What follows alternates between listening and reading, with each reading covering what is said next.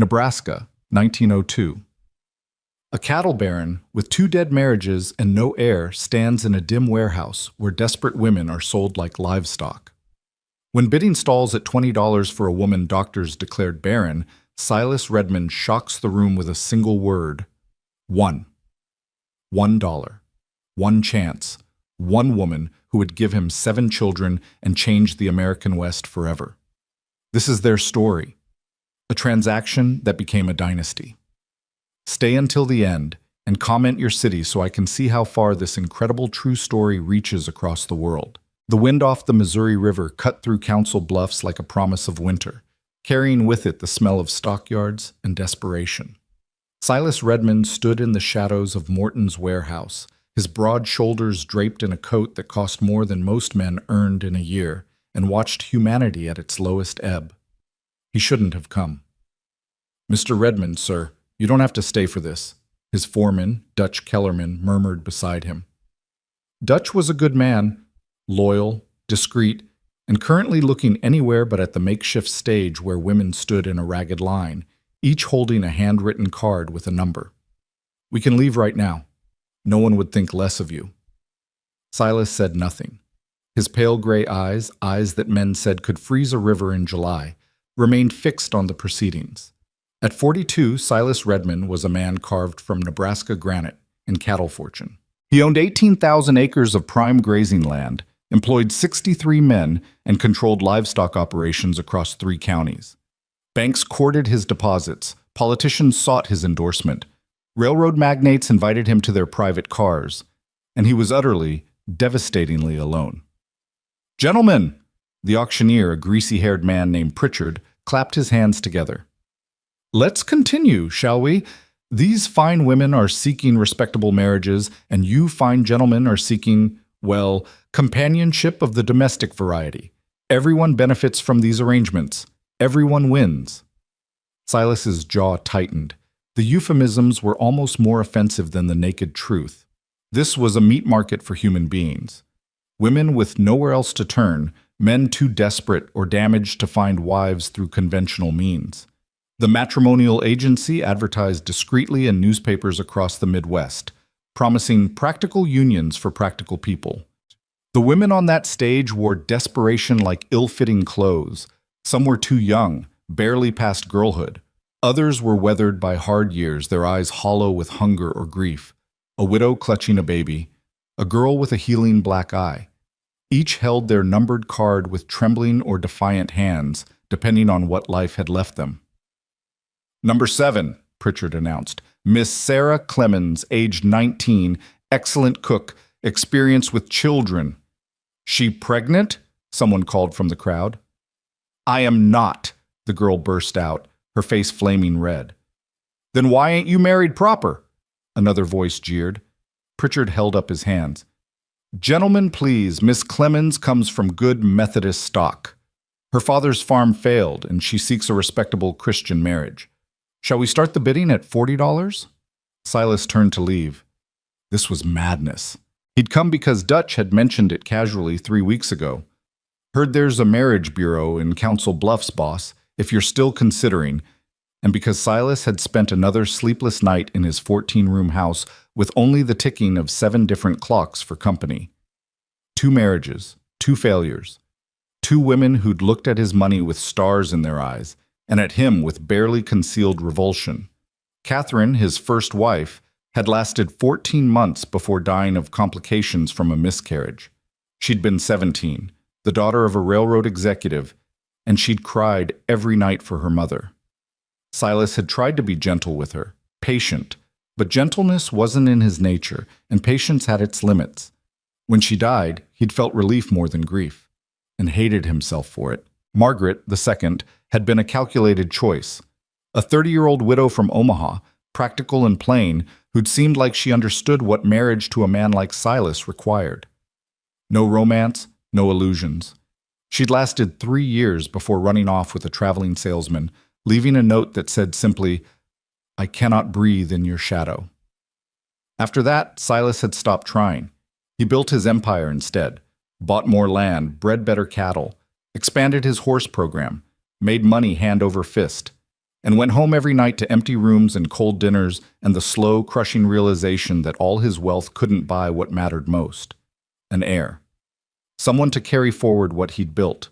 Someone to justify the decades of brutal work, the sacrifices, the isolation. Boss.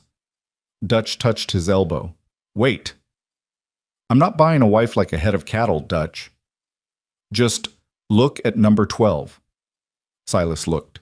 She stood at the far end of the line, almost forgotten in the auctioneer's enthusiasm for younger prospects. Late 20s, perhaps 30. Tall for a woman, she'd meet his shoulder easily, with dark auburn hair pulled back in a simple bun. Her dress was mended but clean, her posture straight despite obvious exhaustion. But it was her face that caught him. Strong-boned, intelligent, with the kind of beauty that age would only sharpen rather than diminish. And her eyes. Even from across the warehouse, he could see they weren't the defeated eyes of the other women. They were watchful, assessing, calculating odds with the cold pragmatism of someone who'd stopped expecting mercy from the world. Number 12, Pritchard finally called, his enthusiasm notably dimmed. Mrs. Evelyn Mercer, age 28, widowed, experienced in household management and animal husbandry. Why is she on that stage if she's so damn capable? Someone interrupted. Evelyn's expression didn't change, but Silas saw her fingers tighten around her number card. Pritchard cleared his throat uncomfortably. Mrs. Mercer's late husband left her with debts rather than assets. She seeks a practical arrangement with a man of means who understands that matrimony is, at its core, a partnership of mutual benefit. What's wrong with her? Another voice demanded. Woman that age should have had 3 or 4 babies by now. She barren? The word hung in the air like smoke. Several men who'd been watching with interest immediately looked away. Barren. The kiss of death for a woman on this stage. No one wanted to pay good money for a wife who couldn't provide the most basic return on investment. The previous marriage was childless, Pritchard admitted reluctantly. However, she's barren, the heckler confirmed with satisfaction. Not worth $10. Silas watched Evelyn's face as the warehouse buzzed with dismissive chatter. She didn't flinch, didn't plead, didn't show any emotion at all. She simply stood there, holding her number card, waiting for whatever came next with the weary dignity of someone who'd endured worse humiliations and survived them. Something in that stillness called to him. $20, and Silas heard himself say. The warehouse went silent, every head turned toward him.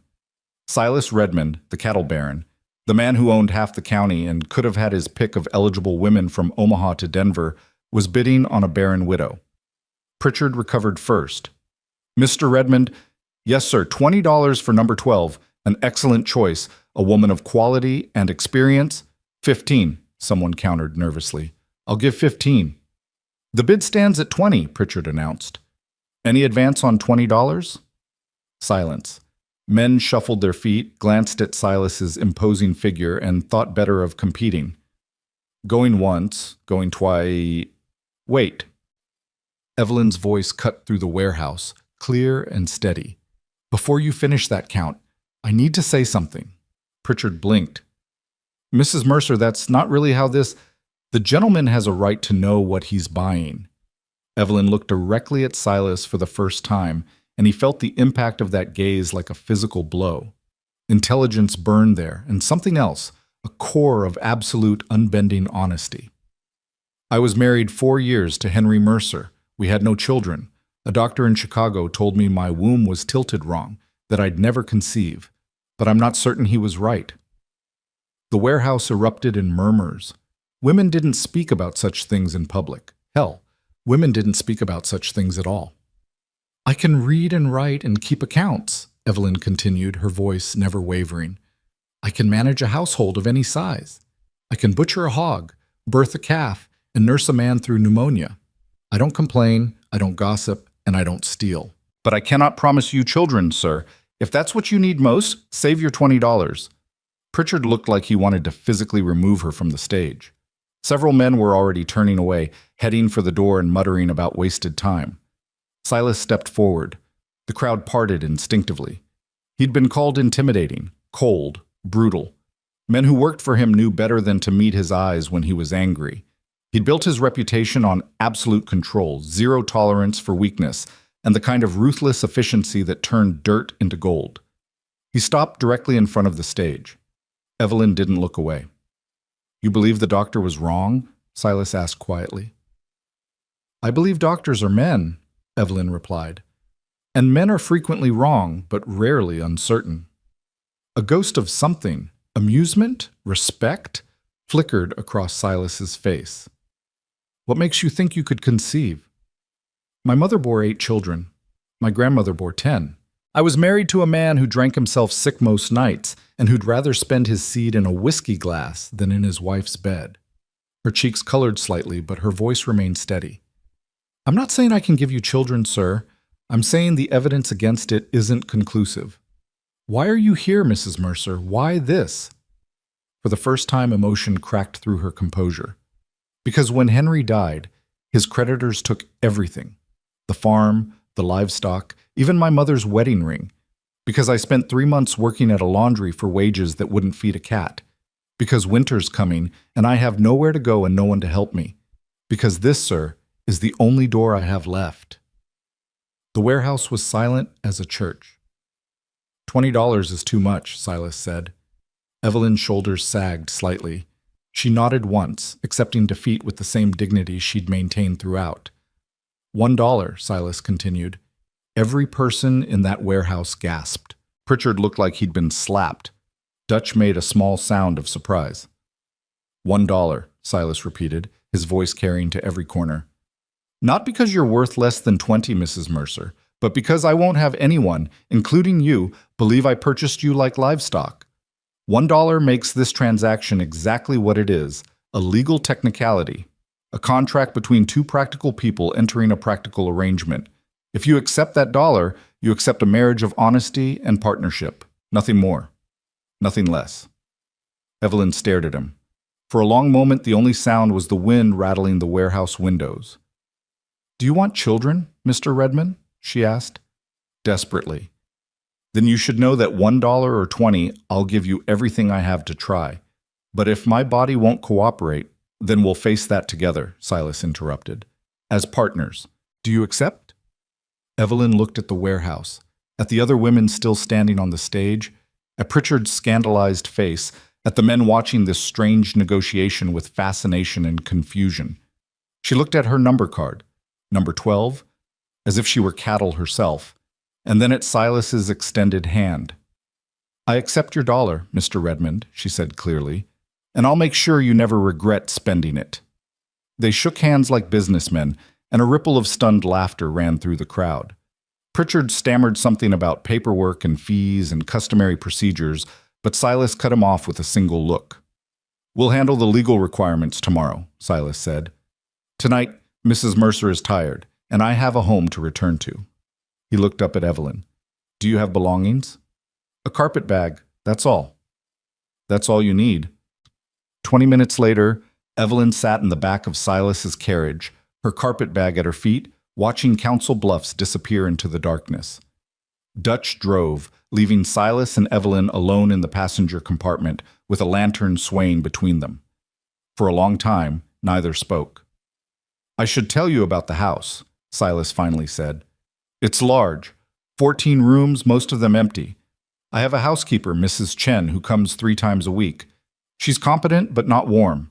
The cook, Martha, is warm but not particularly competent. You'll have full authority over household management if you want it, or you can leave things as they are." Evelyn nodded slowly. "What happened to your previous wives, Mr. Redmond?" "You heard about them." "Everyone's heard about them. 2 dead wives makes for good gossip." "Catherine died in childbirth. Margaret ran away with a salesman." Silas's voice was flat, emotionless.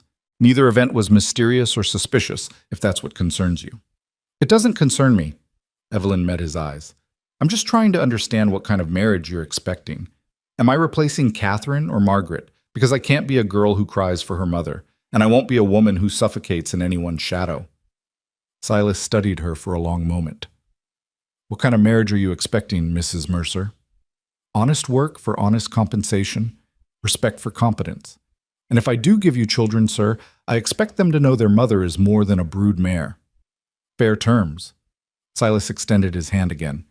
We have an agreement. They shook a second time, and this time when Evelyn's work-roughened hand met his, something passed between them that felt dangerously like recognition.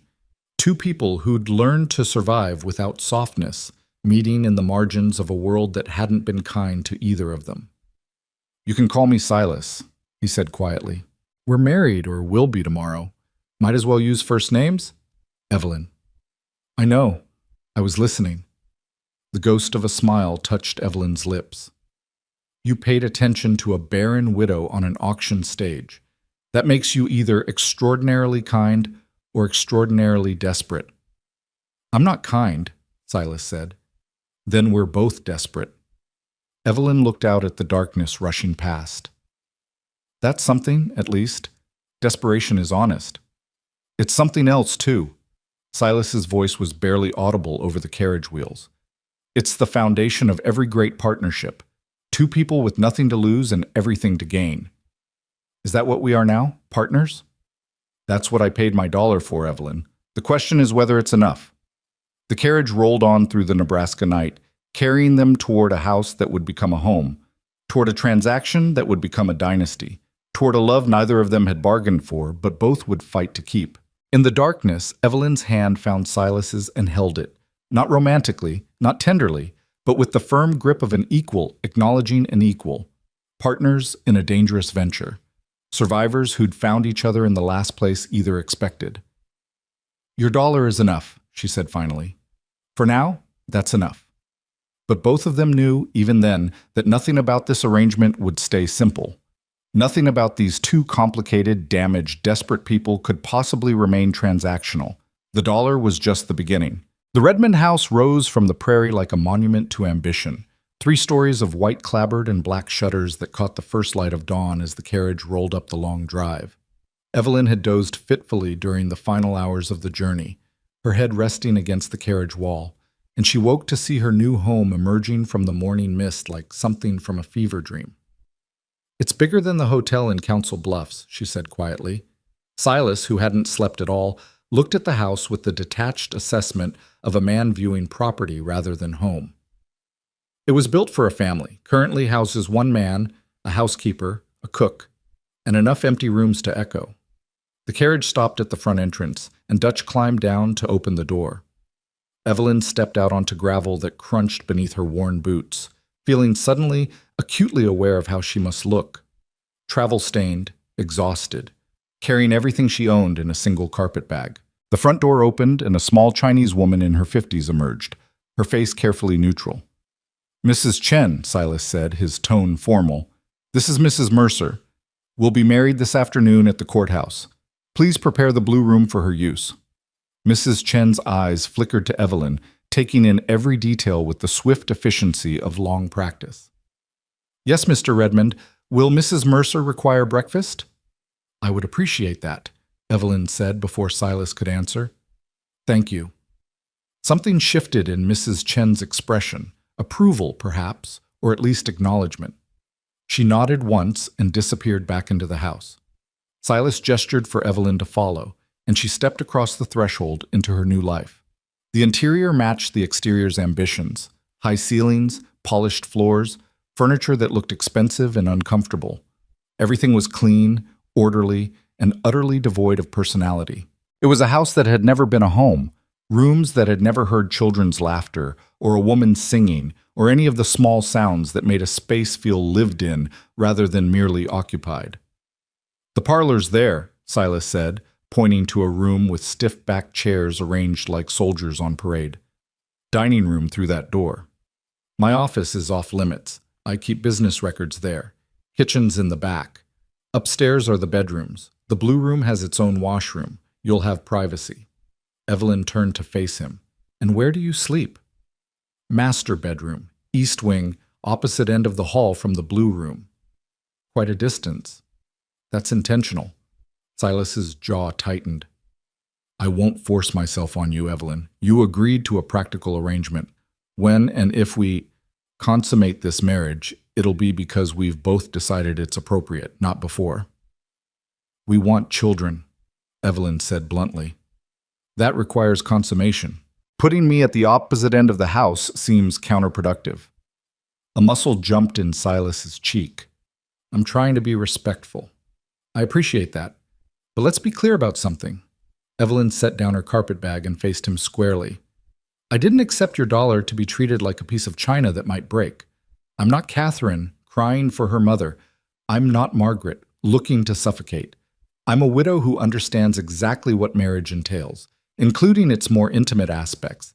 If you want heirs, Silas, at some point you'll need to stop being quite so respectful. Silas stared at her. In 36 hours, he'd watched this woman stand on an auction block with dignity intact, negotiate her own sale with brutal honesty, spend a sleepless night in a carriage without complaint, and now calmly discuss conjugal relations in his front hallway as if she were talking about crop rotation. He'd expected many things from this arrangement. He hadn't expected to feel respect. You're not what I thought you'd be, he said finally. Neither are you. Evelyn picked up her carpet bag. Now, where's this blue room? I'd like to wash before breakfast, and we apparently have a wedding to attend this afternoon. Mrs. Chen appeared silently in the hallway, her face still carefully neutral. I'll show you upstairs, Mrs. Mercer. Evelyn followed her up the wide staircase, leaving Silas standing alone in his empty house, wondering what exactly he'd brought home from Council Bluffs. Not a desperate woman grateful for rescue. Not a submissive wife who'd fade into the wallpaper. Something else entirely. Something that might actually change the carefully controlled emptiness he'd built around himself. The thought should have terrified him. Instead, he felt something he hadn't experienced in years. Anticipation. The courthouse ceremony that afternoon was as practical and emotionless as their arrangement. Judge Whitmore, who'd handled legal matters for Silas for 15 years, performed the service with brisk efficiency in his chambers. Dutch and the court clerk served as witnesses. The whole affair took 7 minutes. You may kiss your bride, Judge Whitmore said without enthusiasm. Silas looked at Evelyn. She looked back. By unspoken agreement, they shook hands instead. That's not traditional, the judge observed. Neither is this marriage, Silas replied, but it's legal, which is all that matters. They signed the certificate, paid the fee, and left as Mr. and Mrs. Silas Redmond. In the carriage back to the house, Evelyn examined the simple gold band Silas had placed on her finger. He'd bought it that morning while she'd bathed and changed into the one good dress from her carpet bag. It fits, she said. I estimated. You have practical hands, not small, not large. Is that a compliment? It's an observation. Silas looked out the window at his land rolling past, thousands of acres of grass and cattle and wealth built from nothing. I'm not good at compliments, Evelyn. I'm good at observations, assessments, strategies.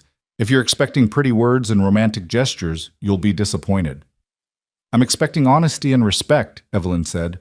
Romance is for people who can afford illusions. We can't. No, Silas agreed quietly. We can't. That night, Evelyn learned the true geography of her new life. The house was even larger than she'd initially realized, with rooms that served no purpose and hallways that led nowhere in particular.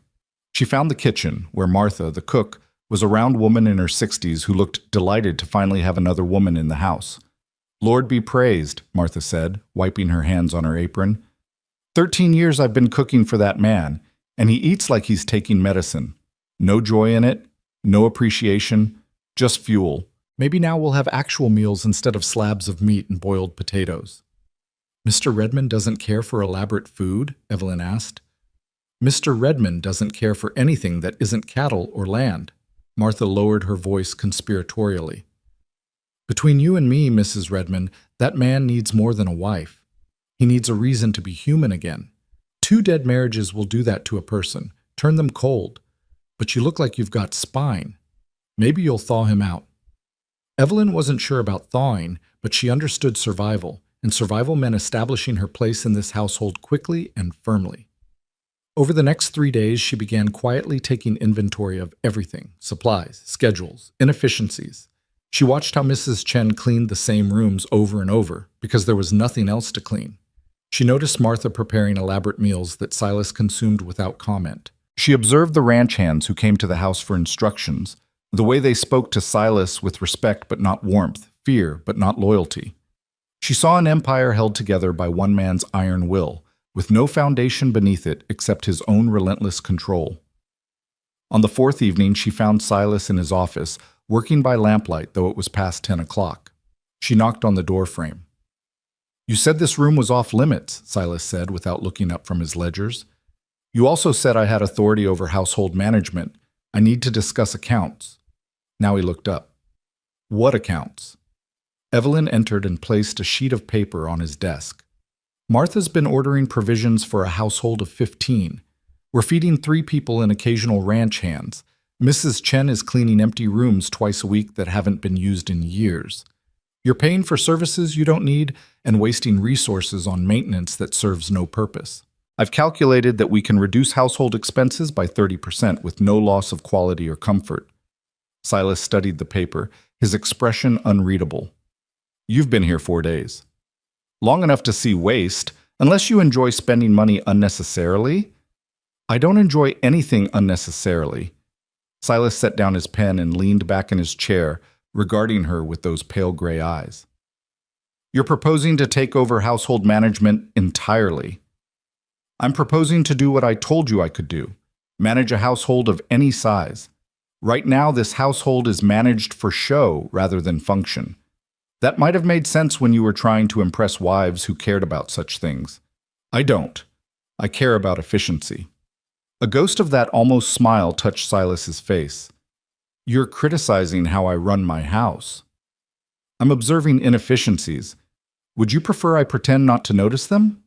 "No?" Silas pulled the paper closer, studying her neat columns of figures. "No, I wouldn't. All right, Mrs. Redmond, the household is yours. Make whatever changes you see fit, but I'll expect those savings you promised. You'll get them." Evelyn turned to leave, then paused. "One more thing." "Yes?" "You can't build a legacy working 16-hour days and sleeping 4 hours a night. Whatever you're trying to prove to yourself, it's not sustainable. You need rest, proper meals, and occasional human interaction that doesn't involve cattle prices." Silas's expression hardened. "I'll manage my own schedule. And I'll manage the household, which includes ensuring its occupants remain healthy enough to occupy it. That's my job now, Silas. You hired me to do it. Let me." They stared at each other across the desk, neither willing to back down. Finally, Silas nodded once, curtly. "You're remarkably bold for a woman who arrived here with nothing but a carpetbag." "I didn't arrive with nothing," Evelyn replied. "I arrived with skills, intelligence, and an agreement that we'd be partners. Partners tell each other uncomfortable truths. Get used to it." She left him sitting there, and Silas found himself staring at the closed door with an emotion he couldn't quite identify. Irritation? Respect? Something else that felt dangerously close to admiration? The next morning he came down to breakfast and found the dining room transformed. Fresh flowers on the table, wild prairie roses that must have taken effort to find and arrange, curtains open to let in morning sun, and a meal that actually looked appetizing rather than merely nutritious. Eggs cooked with cream and herbs, fresh bread that was still warm, coffee that didn't taste like it had been boiled for hours. Evelyn sat across from him, calmly eating, as if this weren't a revolution. "Martha's pleased to finally cook properly," she said. "Mrs. Chen has been reassigned to projects that actually need doing, and I've given them both a half-day off each week. You were working them 7 days without respite. That's not efficiency, Silas. That's cruelty." Silas set down his fork. "You've been here less than a week and you're restructuring my entire household." "Yes. Is there a problem?" "No." He picked up his fork again, tasting the eggs. They were good. Better than good. When was the last time he'd actually enjoyed a meal? "No problem. Carry on, Mrs. Redmond." But that evening, when Evelyn retired to her room, she found a small package on her bed. Inside was a book, a new edition of agricultural science journals from the university. No note, no explanation, just an acknowledgement that she could read, that she was interested in such things, that someone had noticed. She sat on the edge of the bed, holding the book, and felt something crack in the careful walls she'd built around her heart. By the end of the second week, a rhythm had established itself. Silas rose at dawn and worked until evening, coming in for meals that Evelyn ensured were served at regular times. She managed the household with quiet efficiency, solving problems before they became crises, anticipating needs before they were voiced. The house slowly began to feel less like a museum and more like a place where people actually lived. But at night, they remained at opposite ends of the long hallway. The practical need that had brought them together, children, heirs, hung unspoken between them like fog. It was Evelyn who finally addressed it. She found Silas in the library one evening, reading reports by lamplight. She entered without knocking, closed the door behind her, and said simply, "We need to discuss the situation." Silas looked up warily. "What situation?"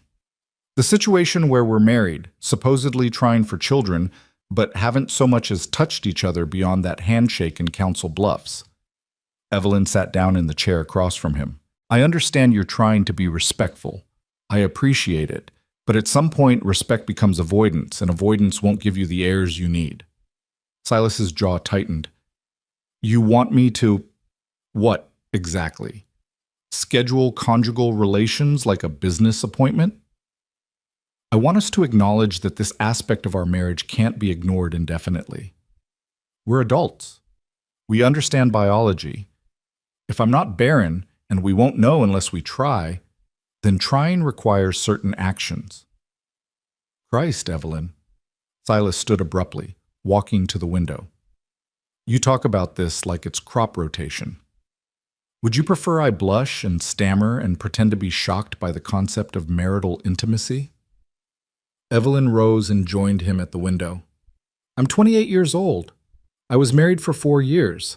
I'm not ignorant, Silas, and I'm not fragile. What I am is practical." "Practical?" Silas laughed without humor. "Is that what we're calling it?" "What would you call it?" He turned to face her, and for the first time since they'd met, Evelyn saw genuine emotion in his eyes, frustration, desire, and underneath it all, something that looked like fear. "I would call it complicated," he said quietly. "Catherine was terrified of me. Every time I touched her, she flinched. Margaret tolerated it, but barely. She'd lie there like a corpse and count the minutes until I was finished. You talk about this like it's simple mathematics, but it's not. It's 2 people in a bed together, and I have no reason to believe I'll be any better at satisfying you than I was at satisfying them." The honesty of it struck Evelyn silent. She'd expected resistance, perhaps, or awkwardness, not this raw admission of inadequacy from a man who seemed unshakable in every other aspect of his life. "I wasn't happy in my marriage bed either," she said finally. "Henry was either drunk or angry or both. It was a duty I performed, nothing more. I don't expect poetry or passion from you, Silas. I expect the same thing I expect from every other aspect of our partnership: honest effort and mutual respect." "That's all?" "That's everything." Evelyn met his eyes steadily. "I don't need you to be a romantic hero. I need you to be a partner who's willing to try. We can figure out the rest as we go." Silas studied her face in the lamplight. She didn't look away, didn't blush, didn't give any indication that this conversation embarrassed or frightened her. Just practical, honest Evelyn, solving another problem with the same straightforward efficiency she applied to everything else. "All right," he said quietly. "When?" "That's up to you." "Tonight, then. If you're willing." Evelyn nodded once. "I'm willing." They stood there awkwardly for a moment, neither quite sure how to transition from negotiation to intimacy.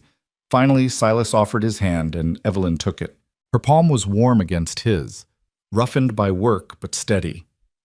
They walked together through the quiet house, up the stairs, past the empty rooms and silent hallways, to the master bedroom that Silas had occupied alone for so many years. He lit the lamp beside the bed with hands that weren't quite steady. Evelyn closed the door and began unfastening her dress with the practical efficiency she brought to every task. "Wait," Silas said. She paused, her hands on the buttons at her throat. "I want to do it," he said quietly. "If that's all right. I don't want this to feel like a transaction." "It is a transaction," Evelyn replied gently, "but that doesn't mean it can't be kind." She stood still as he approached, his large hands surprisingly gentle as they worked the buttons of her dress. He was careful, methodical, treating her clothing as if it were precious rather than the worn garments of a woman who'd arrived with nothing but a carpetbag. When her dress finally pooled at her feet and she stood in only her chemise and stockings, Silas's breath caught audibly. "What?" Evelyn asked. "You're beautiful," he said simply. "I should have said that before. You're beautiful, and I'm glad you're here." It wasn't poetry, but it was honest, and honesty was what they'd promised each other. Evelyn reached up and touched his face, feeling the roughness of his day-old beard, the tension in his jaw. "I'm glad too," she said. "Now show me that all this brooding intensity translates to something more useful than scaring ranch hands." He laughed, actually laughed, and the sound transformed his face into something younger, lighter. Then he kissed her, and Evelyn discovered that there was considerable difference between her first husband's sloppy, drunken attempts at affection and this careful, thorough attention from a man who did nothing by half measures. What happened next was awkward in places. They barely knew each other, after all, but also surprisingly tender. Silas proved to be a careful lover, attentive to her responses in a way that suggested he'd been telling the truth about his previous marriages. He hadn't known how to please them, but he was willing to learn, willing to wait, willing to try. And Evelyn, who'd spent 4 years enduring rather than enjoying her marital duties, discovered that partnership in bed worked the same way as partnership everywhere else, with honest communication, mutual respect, and the willingness to see each other as equals rather than opponents. Afterward, they lay in the darkness, not quite touching but no longer separated by the length of a hallway. "That wasn't terrible," Evelyn said, and felt Silas's chest shake with silent laughter. High praise. "I'm being honest. It wasn't terrible. Parts of it were actually quite good." "Which parts?" His voice held genuine curiosity rather than masculine pride. "The parts where you paid attention." Evelyn turned on her side to face him. "The parts where you acted like my pleasure mattered as much as yours." "It does matter." Silas reached out tentatively and tucked a strand of hair behind her ear. "If we're going to do this, truly do this, it should matter to both of us." "Then we're in agreement." "We seem to be in agreement about a lot of things." His fingers traced the line of her jaw with surprising gentleness. "You're nothing like what I expected, Evelyn Redmond." "Neither are you, Silas Redmond." They fell asleep like that, not quite embracing but no longer strangers, two practical people who'd entered a practical arrangement and discovered that practicality didn't preclude tenderness. The next morning, Evelyn woke in the master bedroom as dawn light filtered through the curtains. Silas was already up, dressed, sitting in the chair by the window, watching her with an expression she couldn't quite read. "How long have you been staring at me?" she asked. "Not staring, observing." "And what have you observed?" "That you snore slightly, that you steal blankets, that you look younger when you sleep." He stood and came to sit on the edge of the bed. "Also that I'd like you to move your things from the blue room to here, if you're agreeable." Evelyn sat up, holding the sheet against her chest. "We've been married 2 weeks, Silas." "Which is 2 weeks of unnecessary distance between partners." His hand found hers beneath the blankets. "I'm not asking for love, Evelyn. I'm asking for proximity. I'm asking to wake up next to the person I'm building this life with. Is that too much?" "No," Evelyn said quietly. "No, that's not too much." So her things were moved, the single carpet bag that had held her entire life, now unpacked into drawers and closets next to Silas's expensive but austere clothing. The blue room stood empty once again, but this time the emptiness felt different. A door closing rather than opportunity wasted. As autumn deepened into winter, the household settled into new patterns. Evelyn ran the house with quiet authority, implementing changes that increased efficiency without sacrificing comfort. The ranch hands began coming to her with small questions rather than always bothering Silas. Martha's meals became events worth lingering over.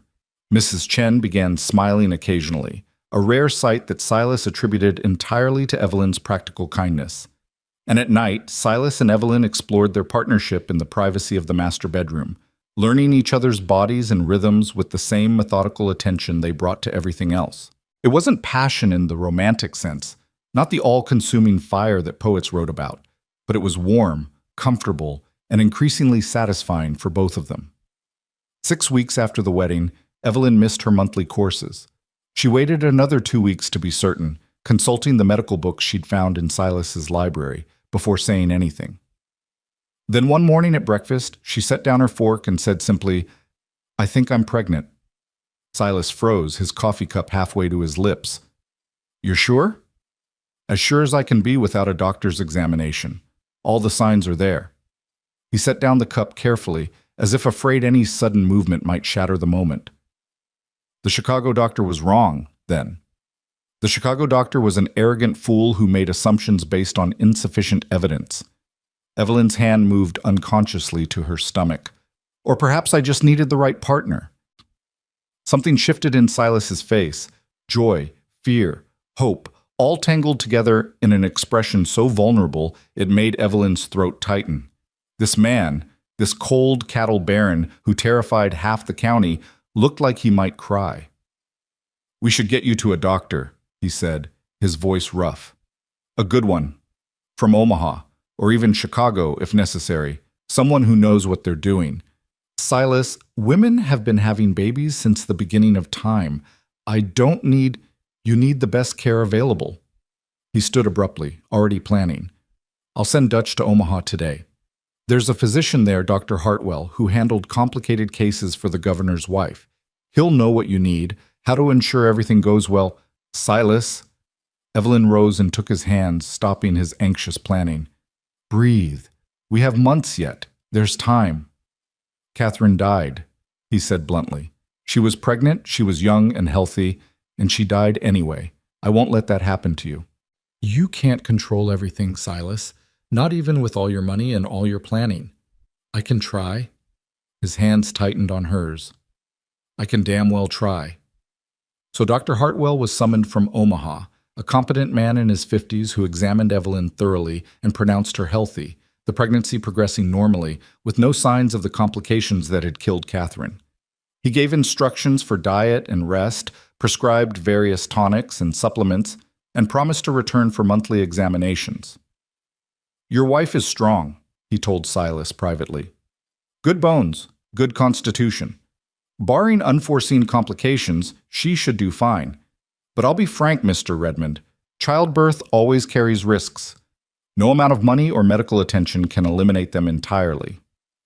"Then we'll minimize them as much as possible," Silas replied. "Whatever she needs, doctor. Whatever it costs." But what Evelyn needed wasn't expensive medical care or elaborate precautions. She needed to work, to be useful, to maintain the sense of purpose that had sustained her through every hardship. The pregnancy barely slowed her down. She continued managing the household, though Silas tried repeatedly to convince her to rest more. "You're carrying my child," he argued. "You should be in bed with your feet elevated, not inventorying the pantry. Your child is the size of a plum and perfectly content to accompany me while I work," Evelyn replied. "I'm pregnant, Silas, not dying. Stop treating me like I'm made of glass." "I'm trying to take care of you." "Then take care of me by treating me like a partner, not a patient." It became a recurring argument between them. Silas's overwhelming need to protect warring with Evelyn's equally strong need for autonomy. But even their arguments had a warmth to them now, a foundation of mutual care that transformed disagreement into something almost affectionate. The ranch hands noticed the change in their boss. Silas still drove them hard, still demanded excellence, but there was less rage in it now. He came home for meals. He occasionally smiled. He even told a joke once, which shocked Dutch so thoroughly the foreman nearly fell off his horse. "Marriage agrees with you, boss," Dutch ventured one day as they surveyed the northern pastures. "Marriage to the right woman agrees with me," Silas corrected. "Turns out the problem wasn't marriage. It was choosing poorly." "You thinking Mrs. Redmond chose poorly too, ending up with a hard man like you?" Silas considered this seriously. "I think she chose survival. Everything else, including me, is a bonus she's choosing to make the most of. That's why it works, Dutch. We're both practical about what this is." But even as he said it, Silas knew it wasn't entirely true anymore. What had started as a practical arrangement was becoming something else, something that felt dangerously close to the partnership he'd claimed to want, but had never actually believed possible. Winter arrived with brutal cold and heavy snows that isolated the ranch for days at a time. Evelyn, now noticeably pregnant, spent evenings in the library with Silas, the two of them working companionably on different projects. Him with his ledgers and breeding records, her with the household accounts, and the books she'd borrowed from his extensive collection. Sometimes they talked. Sometimes they sat in comfortable silence. Always, Silas found his attention drifting from his work to watch her, the way lamplight caught in her auburn hair, the unconscious way her hand rested on her growing belly, the small smile that curved her lips when she found something particularly interesting in her reading. "You're staring again," she said without looking up.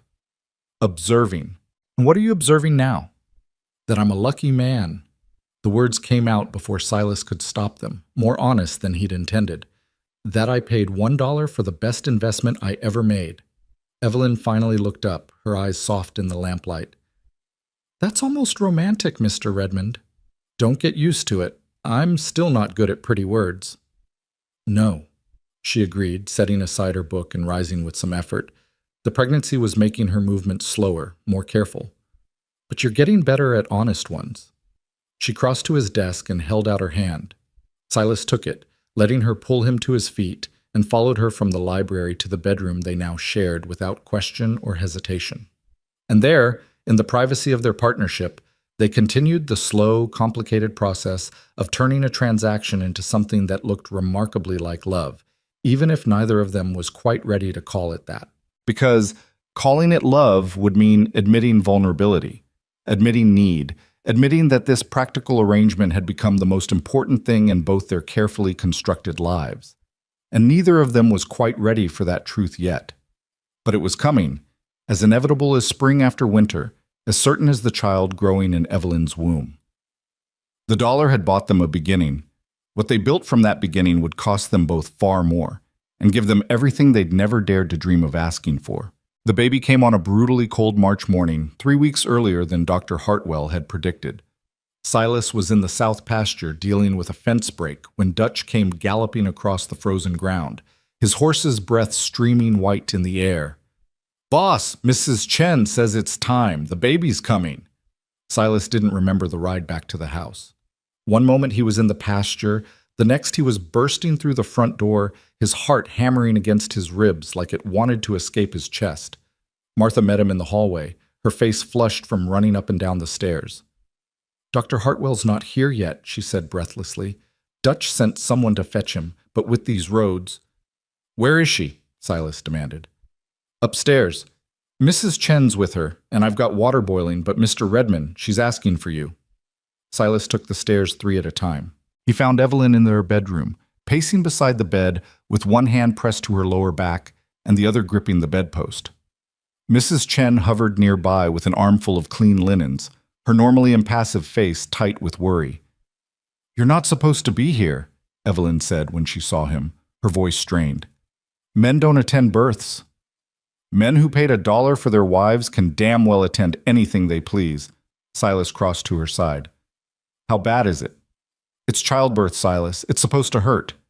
Another contraction hit, and Evelyn's fingers tightened on the bedpost until her knuckles went white. She breathed through it with gritted teeth, and Silas felt absolutely, utterly helpless. He could negotiate million-dollar cattle deals without breaking a sweat. He could stare down rustlers and rival ranchers and railroad barons. But watching Evelyn in pain unmanned him completely. "Dr. Hartwell will be here soon," he said, knowing it was useless comfort. "The baby doesn't care about Dr. Hartwell's schedule." Evelyn's laugh was half-gasp. "Mrs. Chen, how many births have you attended?" 7, the housekeeper replied. "In China before I came here." "Then you know what to do better than any of us. Tell me what you need." Mrs. Chen's expression shifted from worry to determination. She began issuing rapid instructions to Martha, who hurried to comply. Silas stood frozen until Evelyn reached out and gripped his hand with surprising strength. "Don't you dare faint," she said. "I need you here. I need you solid." "I'm here." He brought her hand to his lips. "I'm not going anywhere."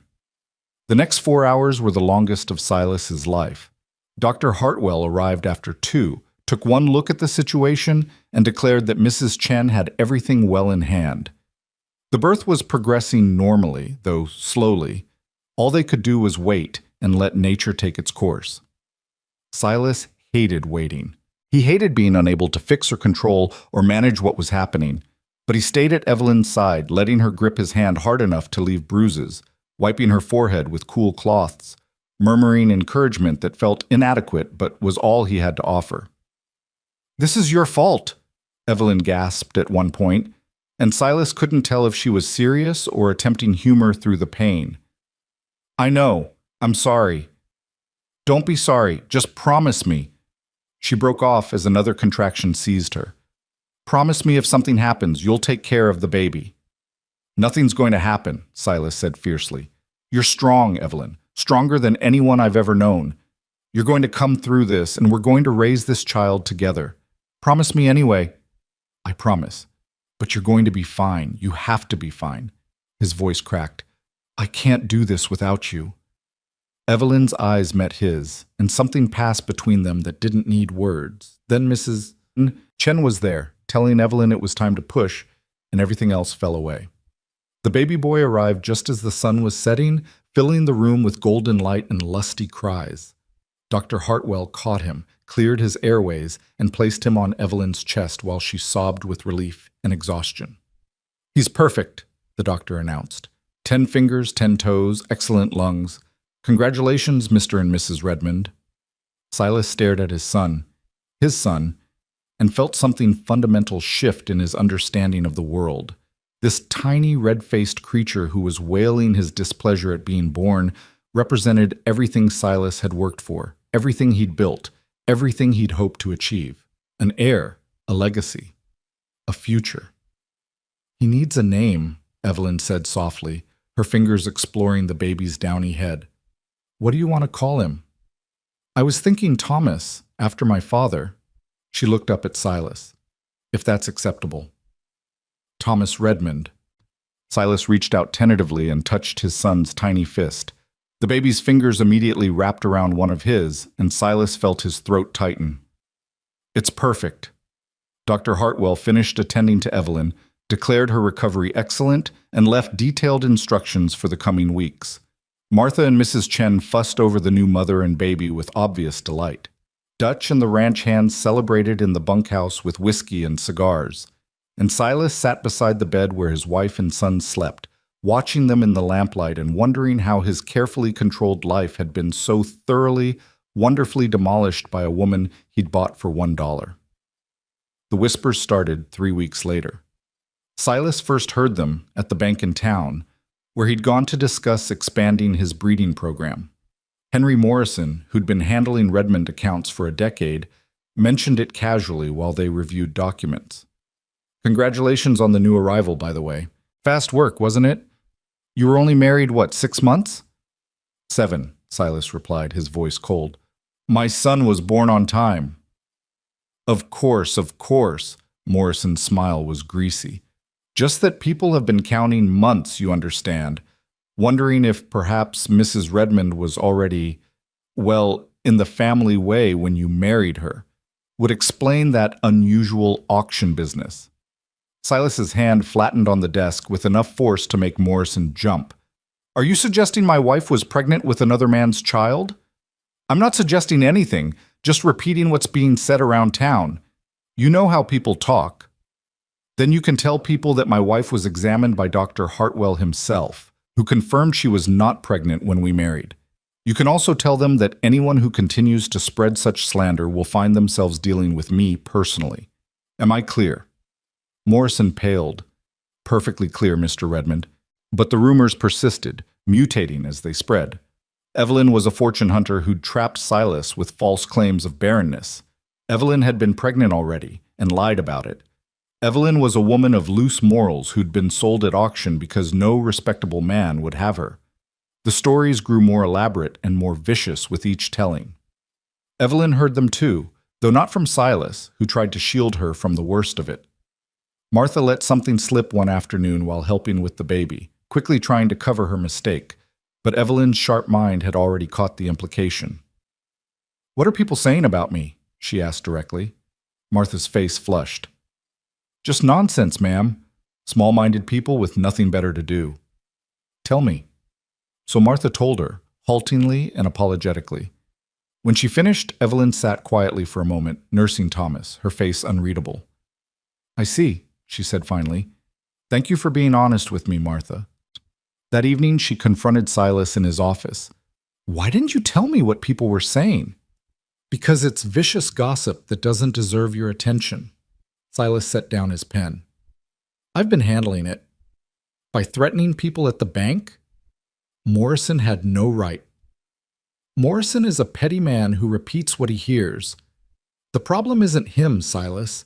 It's that people are counting months and questioning our son's legitimacy." Evelyn's voice was steady, but he could see the hurt underneath. "They're saying I'm a whore who trapped you. Anyone who says that, within my hearing, will regret it. Violence won't solve this." She sat down across from him. "We need a different approach. Dr. Hartwell examined me when we married. He can provide documentation that I wasn't pregnant. We can make that public, put the rumors to rest." "No." Silas's voice was flat. "We're not subjecting you to that humiliation. We're not parading your medical history for public consumption to satisfy gossips and scandalmongers." "Then what do you suggest? Letting them keep whispering? Letting our son grow up with questions about his birth?" "I suggest we ignore them. We know the truth. That's all that matters." "You're wrong." Evelyn leaned forward. "Truth only matters if people believe it. Right now they believe I'm either a liar or a whore, and that our marriage is built on deception. That affects you, Silas. It affects your business, your reputation, everything you've built." "I don't give a damn about my reputation." "Yes, you do. And more importantly, I give a damn about mine." She stood. "I won't be reduced to a cautionary tale. I won't be the woman people pity or condemn. I'm your wife, the mother of your child, and I have just as much right to respect as you do." They stared at each other across the desk, at an impasse. Evelyn left the office with her spine straight and her head high, but Silas could see the weight she carried. The knowledge that no matter what they did, some people would always question her character, her motives, her worth. That night, as they lay in bed with Thomas sleeping in his cradle nearby, Silas pulled Evelyn close. "I should have protected you from this," he said quietly. "I should have anticipated it. You can't protect me from everything. That's not how partnership works." Evelyn's head rested on his chest, her breath warm against his skin. "But Silas, we need to make a decision. Either we fight these rumors publicly, or we prove them wrong through our actions. I prefer the latter." "What do you mean?" "I mean we live our lives so openly, so honestly, that the gossip withers for lack of fuel. I'll attend church socials. I'll join the Ladies' Aid Society. I'll become so visible and so irreproachable that people will feel foolish forever doubting me." "You want to subject yourself to those vultures?" "I want to show them who I am, rather than letting them decide for themselves." She lifted her head to look at him. "Unless you'd prefer I hide here on the ranch, like some kind of guilty secret?" "You're not a secret. You're my wife." "Then let me be your wife in public, not just in private." So Evelyn began attending church every Sunday, holding her head high while women whispered behind their hands. She joined the Ladies' Aid Society, volunteering for the most menial tasks without complaint. She brought Thomas to town, letting people see the healthy, legitimate child of a healthy, legitimate marriage. And slowly, grudgingly, the tide began to turn. It helped that Evelyn was genuinely good at the work she took on. She organized the church fundraiser with such efficiency that they raised twice the expected amount. She personally nursed the banker's wife through influenza, earning Morrison's sheepish gratitude. She befriended the wives of Silas's business associates, demonstrating intelligence and competence that made her hard to dismiss or condemn. But there were still holdouts, still people who wanted to believe the worst. It came to a head at the Founders' Day celebration in June. Evelyn had organized much of the event, working with the other society women to create a festival that brought the whole county together. She'd been looking forward to it, seeing it as a final chance to prove herself to the community. She wore her best dress, still simple compared to what the wealthier women wore, but clean and well-fitted, and carried Thomas proudly. Everything was going well until Charlotte Pemberton arrived. Charlotte was old money, the daughter of the original railroad magnate who'd helped found the county. She'd been away at finishing school when Silas married Catherine, and abroad when he married Margaret. This was her first time meeting Evelyn, and she made her opinions clear immediately. "So you're the auction bride," Charlotte said loudly enough for a dozen people to hear. She looked Evelyn up and down with undisguised contempt. "How much did Silas pay for you, dear? I heard it was only $1. Bargain shopping, even for him." Evelyn felt every eye turn toward her. The festival noise seemed to fade, leaving only Charlotte's mocking voice and the weight of public judgment. "Actually, it was exactly $1, Evelyn replied calmly. "And I'd say both Silas and I got considerably more than we bargained for." "How brave of you to admit it." Charlotte's smile was vicious. Most women would be ashamed to confess they were purchased like cattle. But then, you were desperate, weren't they? No family, no prospects, damaged goods. That's enough. The voice came from behind Evelyn, and she turned to see Susan Whitmore, the judge's wife. Susan was in her 60s, respected throughout the county, and currently looking at Charlotte with the kind of disapproval that could wither crops. "Charlotte Pemberton, you should be ashamed of yourself. Mrs. Redmond has worked tirelessly on this festival while you were off spending your father's money in Europe. She's earned respect, not your juvenile cruelty." "I'm simply speaking the truth," Charlotte began. "The truth is that Silas Redmond married a woman of intelligence and capability," Susan interrupted. "Something neither of his previous marriages could claim. The truth is that Mrs. Redmond has contributed more to this community in 6 months than you have in your entire privileged life. And the truth, Charlotte, is that your jealousy is showing, and it's quite unbecoming." Other women began murmuring agreement. Margaret Chen, who'd become friendly with Evelyn through the Ladies' Aid Society, stepped forward to stand beside her. Then Mary Sullivan, then Elizabeth Morrison, even the banker's wife, who owed Evelyn her life. Charlotte found herself suddenly surrounded by women who'd decided that Evelyn Redmond deserved their loyalty more than old prejudices deserved their maintenance. "Well," Charlotte said, her face flushed, "I can see where allegiances lie. I hope you all enjoy your festival." She swept away, her exit considerably less triumphant than her entrance. Susan turned to Evelyn with a kind smile. "Don't let that girl upset you, dear. She's been spoiled rotten since birth and can't stand anyone getting attention that isn't directed at her." "I'm not upset," Evelyn said, and realized it was true. "I'm actually quite touched. Thank you, Mrs. Whitmore." "Call me Susan, and you're welcome, though I only spoke the truth." Susan glanced at Thomas, who'd slept through the entire confrontation. "Now, shall we get back to this festival you worked so hard on? I believe the pie judging is about to start, and I have it on good authority that your apple pie is the one to beat." The rest of the day passed in a blur of activity and fellowship. Word of Charlotte's humiliation spread quickly, and people went out of their way to be kind to Evelyn, as if apologizing for having doubted her. By the time Silas found her in the evening, surrounded by chattering women and passed-around babies, Evelyn looked tired but genuinely happy. "You should have seen her, Mr. Redmond," Margaret Chen said excitedly. Charlotte Pemberton tried to embarrass her in front of everyone, and Mrs. Redmond just stood there so dignified and calm. And then Susan Whitmore put that awful girl right in her place. "It wasn't that dramatic," Evelyn protested, but she was smiling. Silas looked at his wife, his partner, holding their son and standing among women who'd chosen to defend her, and felt something fierce and proud swell in his chest. She'd done exactly what she said she would.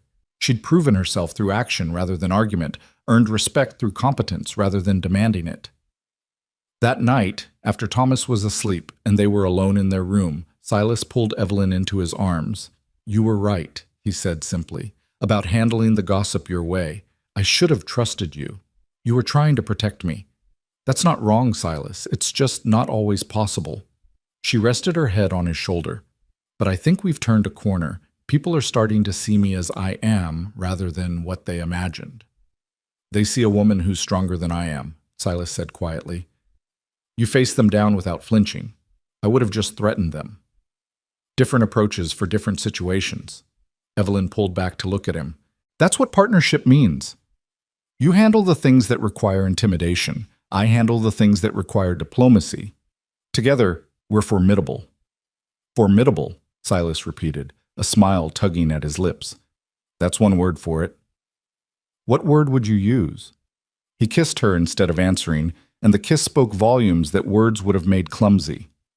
gratitude and pride and affection and something deeper that neither of them was quite ready to name. But it was there, growing stronger with each shared challenge, each moment of partnership, each discovery that what they'd built was far more than a transaction. 6 months later, Evelyn was pregnant again. Thomas was just learning to walk, tottering around the house with Mrs. Chen following anxiously behind him when Evelyn confirmed her suspicions.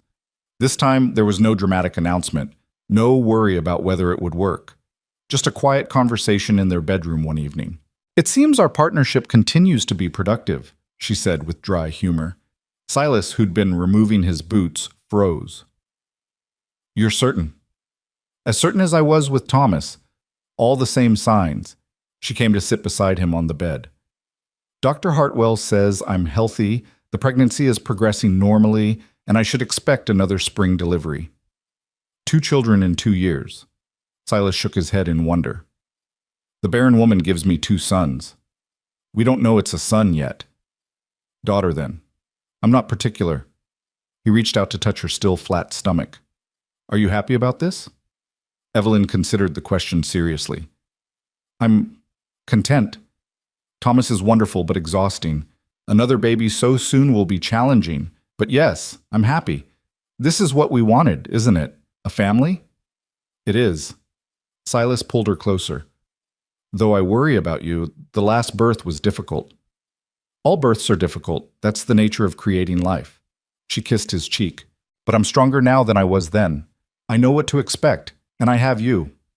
"You'll always have me," Silas said, and meant it with an intensity that surprised them both.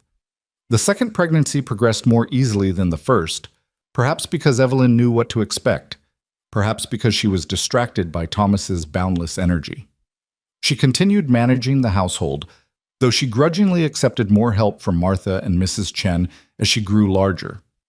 But it was during this pregnancy that Evelyn began to take a real interest in Silas's horse breeding program. She'd always been intelligent about livestock. She'd mentioned animal husbandry at that first auction, after all.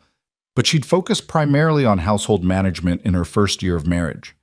Now, with systems in place and staff she trusted, Evelyn found herself with time to explore other aspects of the ranch. She started by simply observing. She'd walk down to the stables with Thomas, letting him pet the gentle mares while she watched the breeding program with assessing eyes. Silas noticed her interest and began explaining his methods, bloodlines he was developing, traits he was trying to enhance, the careful record-keeping that tracked each animal's lineage and performance. "You're thinking something," he said one afternoon, watching her frown at the breeding charts. "I'm thinking you're focused entirely on physical traits," Evelyn replied. "Size, strength, speed. But what about temperament?" "Temperament? A horse can be magnificent physically, but worthless if it's too skittish or aggressive to train properly. You're breeding for power, but power needs to be manageable." She pointed to one of the charts. "The stallion you're planning to use, he's thrown 3 foals that were so high-strung they had to be sold at a loss. Yet you keep using him because his conformation is perfect." Silas looked at the chart with new eyes. "I never thought about it that way." "Because you're approaching this like a man who wants impressive livestock. I'm approaching it like a woman who needs animals that can actually be used." Evelyn's hand moved to her swelling belly. "If you want to build a breeding program that's truly valuable, you need horses that combine physical excellence with trainability, otherwise you're just producing beautiful problems."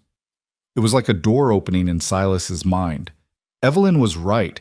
He'd been so focused on creating impressive specimens that he'd overlooked the practical requirements of the people who'd actually buy and use those horses. Over the next weeks, he found himself increasingly consulting her on breeding decisions, valuing her instinct for balance and practicality that complemented his drive for excellence. "You have a gift for this," he told her one evening as they reviewed breeding records together. "I have a gift for seeing what's actually needed rather than what's impressive," Evelyn corrected. "It's the same skill I use managing the household. Efficiency and results matter more than show." "Then I want you managing the breeding program with me. Not just advising, actually running it alongside me." Evelyn looked up from the records, surprised. "Silas, women don't run cattle operations, I know. But this is horse breeding, not cattle. It's considered more genteel. And more importantly, you're better at it than I am in some ways. Why would I ignore that advantage because of arbitrary rules about what women can and can't do? Your business associates won't like it. My business associates can adjust their expectations or take their business elsewhere. Silas's voice was firm. You're my partner, Evelyn, in everything. That includes the parts of this ranch that actually interest you. So Evelyn became involved in the breeding program, and it transformed under her practical influence. They began selecting for temperament alongside physical traits, creating horses that were not only beautiful, but reliably trainable. Word spread, and buyers began specifically requesting Redmond horses for their combination of quality and manageability. The operation was thriving when Evelyn went into labor with their second child in April of 1904. This birth was faster than the first, but more difficult. The baby was larger, the labor more intense, and there came a moment, a terrible, endless moment, when Dr. Hartwell's face went tight with worry and Silas felt his heart stop in his chest. "What's wrong?" he demanded. "The baby's turned wrong. Shoulder presentation." Dr. Hartwell was already rolling up his sleeves. "Mrs. Redmond, I need you to stop pushing for a moment. I need to turn the baby manually, and it's going to hurt." "Do it," Evelyn gasped. "Just do it." What followed was the worst hour of Silas's life. Evelyn's screams seemed to echo off the walls, and there was blood, so much blood, and Dr. Hartwell working with grim determination while Mrs. Chen held Evelyn's hand and whispered encouragement in Chinese. "I can't," Evelyn sobbed at one point. "I can't. It hurts too much." "You can," Silas said fiercely, gripping her other hand. "You're the strongest person I know, Evelyn. You're going to do this. You're going to bring our baby into this world, and then you're going to recover, and we're going to raise our children together. You hear me? Together." "Together," Evelyn whispered, and found the strength for one more push. The baby girl arrived in a rush of fluid and blood and desperate crying. Dr. Hartwell caught her, cleared her airways, and placed her on Evelyn's chest while he and Mrs. Chen worked frantically to stem the bleeding. "She's beautiful," Evelyn said weakly, her face gray with exhaustion and blood loss. "Silas, she's—" "Don't talk," Silas ordered, his voice rough with fear. "Save your strength. Dr. Hartwell, will she—" "The bleeding is stopping," the doctor said, though he didn't look up from his work. "But Mrs. Redmond has lost a significant amount of blood. The next few hours are critical." Those hours crawled past like years. The baby, whom they named Sarah after Evelyn's mother, nursed briefly, then fell asleep in a cradle beside the bed. Thomas was kept downstairs with Martha, blessedly unaware of the crisis. And Silas sat beside Evelyn's bed, holding her hand and praying to a God he'd never much believed in. "Don't you dare leave me," he whispered when she was barely conscious. "Don't you dare, Evelyn Redmond. I can't do this alone. I don't want to do this alone. I need you." Her eyes fluttered open, unfocused. "Bossy. Damn right I'm bossy. That's why you married me." "Married you for $1. The ghost of a smile touched her pale lips. "Best investment I ever made." "Same," Silas said, his throat tight. "Same, love." The endearment slipped out unintended, raw and honest. Evelyn's eyes widened slightly, then closed again, but her hand tightened on his. "Love," she murmured, "took you long enough to say it." Then she slept, and Silas sat beside her through the night, holding her hand and finally admitting what he'd been denying for months. He loved her. Loved this practical, strong, infuriating woman who'd stood on an auction block and agreed to a marriage for $1. Loved her intelligence and her competence and her refusal to be diminished by circumstance. Loved the way she'd transformed his empty house into a home, his cold existence into a life worth living. Loved her with an intensity that terrified him because it meant she had the power to destroy him simply by leaving. But she didn't leave. As dawn broke, her color improved. By afternoon, she was sitting up and nursing Sarah with Martha's help. By evening, Dr. Hartwell pronounced her out of danger, though he warned that another pregnancy might be fatal. "No more children," the doctor said bluntly to Silas in the hallway. "Mrs. Redmond is strong, but she's not indestructible. Another difficult birth could kill her." Then there won't be another birth, Silas replied. 2 children is enough. But when he returned to the bedroom and found Evelyn sitting up with Sarah in her arms and Thomas climbing onto the bed beside them, he felt the sharp ache of loss even as he celebrated their survival. 2 children when he'd wanted a house full. 2 when he dreamed of a dynasty. Evelyn saw it in his face. You wanted more. I want you alive more than I want more children. Silas sat carefully on the edge of the bed. Dr. Hartwell says, I know what he says. I heard. She looked down at Sarah's tiny face. I'm sorry, Silas. For what? For nearly dying to give me a daughter?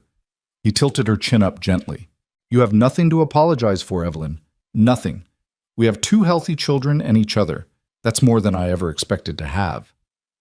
But your empire can be run by Thomas when he's grown, or Sarah, if she has the mind for it, or we can sell it off and live comfortably on the proceeds. Silas's voice was fierce. I don't care, Evelyn. None of it matters if you're not here to share it with me. Tears spilled down her cheeks. You love me. I love you, he confirmed, the words easier now that he'd admitted them. I've loved you for months, probably. I was just too stubborn to acknowledge it. Why now? Because I almost lost you. Because I realized that everything I've built, the land, the cattle, the horses, all of it, means nothing without you. He kissed her forehead gently.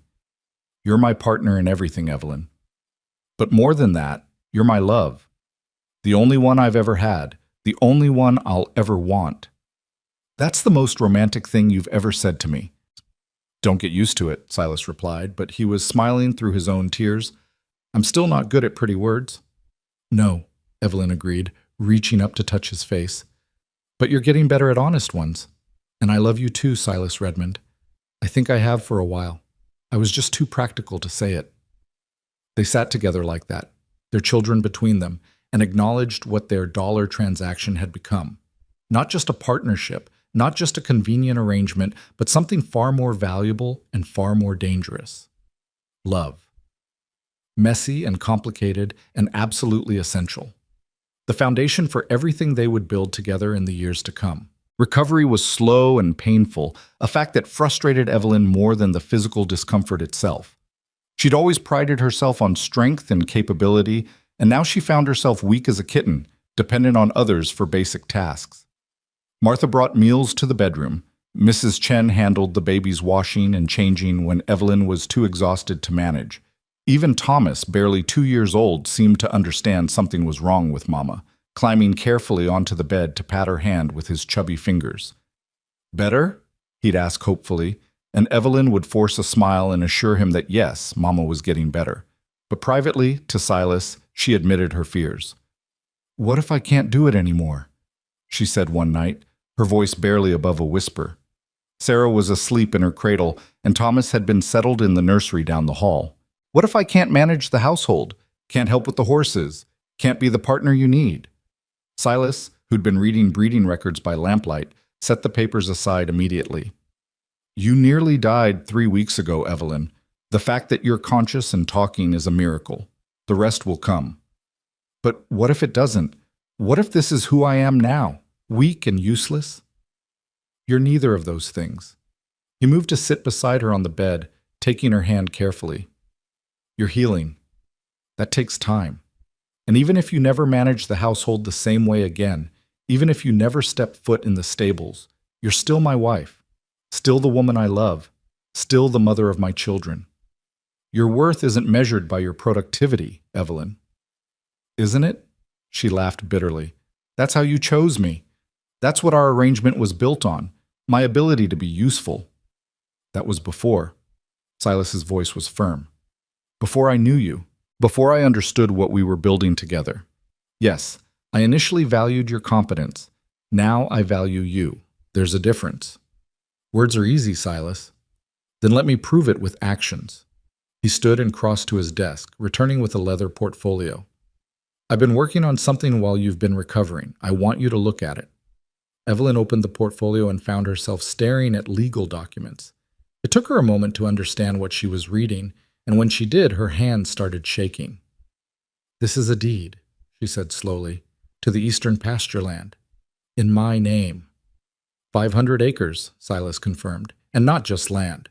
The documents behind it establish your personal ownership of the horse breeding program, separate from my cattle operations. You'll have full authority over breeding decisions, sales, profits. It's yours, Evelyn, not ours. Yours. I don't understand. Why would you? Because I've been thinking about what Dr. Hartwell said. About how another pregnancy could kill you, about how we need to be more careful. Silas's jaw tightened. I've been thinking about Catherine, who died with nothing to her name except what I'd given her. About Margaret, who left with only the clothes on her back because legally everything belonged to me. I don't want that for you, Evelyn. If something happens to me, I want you to be secure. And if something happens to you, his voice cracked slightly. If something happens to you, I want you to know that you built something, that you weren't just my wife, but your own person with your own achievements. Evelyn stared at the documents, tears streaming down her face. In 1904, women had virtually no property rights. Everything she'd built, everything she'd contributed, legally belonged to Silas. This deed, these papers, represented something revolutionary. Acknowledgement of her as an equal partner, not just in word but in law. This is the most extraordinary gift anyone has ever given me, she whispered. It's not a gift. It's recognition of what you've earned. Silas sat beside her again. You transformed my breeding program, Evelyn. The reputation we're building, the quality of our stock, the prices we're commanding, that's your doing as much as mine. Maybe more. You deserve to profit from your own work. Society will think you're mad, giving land and business ownership to your wife. Society thought we were mad for getting married at all, Silas interrupted. I stopped caring about society's opinion when I paid $1 for the best thing that ever happened to me. Evelyn set the portfolio aside carefully and reached for him, pulling him into an embrace that was awkward given her weakness but desperately needed. I love you, she said fiercely. I love you so much it terrifies me. Good, Silas murmured against her hair. Because you terrify me too, in the best possible way. By summer, Evelyn had regained most of her strength, though she tired more easily than before and occasionally had to rest in the afternoons. But her mind was as sharp as ever, and she threw herself into developing the horse breeding program with renewed passion. The deed in her name wasn't just a symbol, it was a responsibility she took seriously. She began keeping meticulous records, tracking not just physical traits, but behavioral patterns across bloodlines. She corresponded with breeders in other states, exchanging information and expanding her knowledge. She visited other ranches to observe their methods, occasionally taking Thomas with her, teaching him to evaluate horses even at his young age. That one's too nervous, Thomas would announce solemnly, pointing at a skittish mare, and Evelyn would smile because he'd learned to recognize the same signs she looked for. The breeding program flourished under her management. Within a year, Redmond horses were commanding premium prices across 3 states, known for their exceptional combination of beauty and trainability. Buyers specifically requested to work with Mrs. Redmond, and Evelyn found herself negotiating deals that would have been impossible for most women. But success bred resentment, especially from men who didn't appreciate a woman operating so visibly in what they considered male territory. The crisis came in the spring of 1906, when 3 valuable horses disappeared from the Redmond stables overnight. The theft itself was serious enough, but what happened next nearly destroyed everything they'd built. Silas was in Omaha on business when it happened, leaving Evelyn to handle the situation. She immediately notified the sheriff, organized search parties, and offered a substantial reward for information leading to recovery of the animals. The horses were found 3 days later at a ranch 40 miles south, and the owner, a man named Jack Dalton who'd competed unsuccessfully with Redmond stock at various shows, claimed he'd purchased them legitimately. I have a bill of sale, Dalton insisted, producing a document with what appeared to be Silas's signature. Paid $500 for the 3 of them, fair and square. The sheriff examined the bill of sale dubiously. This looks like Mr. Redmond's signature, but it's forged, Evelyn said flatly. She'd brought the ranch's financial records with her. We have no record of this transaction, no corresponding payment, and more importantly, those horses aren't for sale. They're breeding stock. Maybe your husband made a private deal and didn't tell you about it, Dalton suggested with a smirk. Maybe he doesn't share all his business with his wife.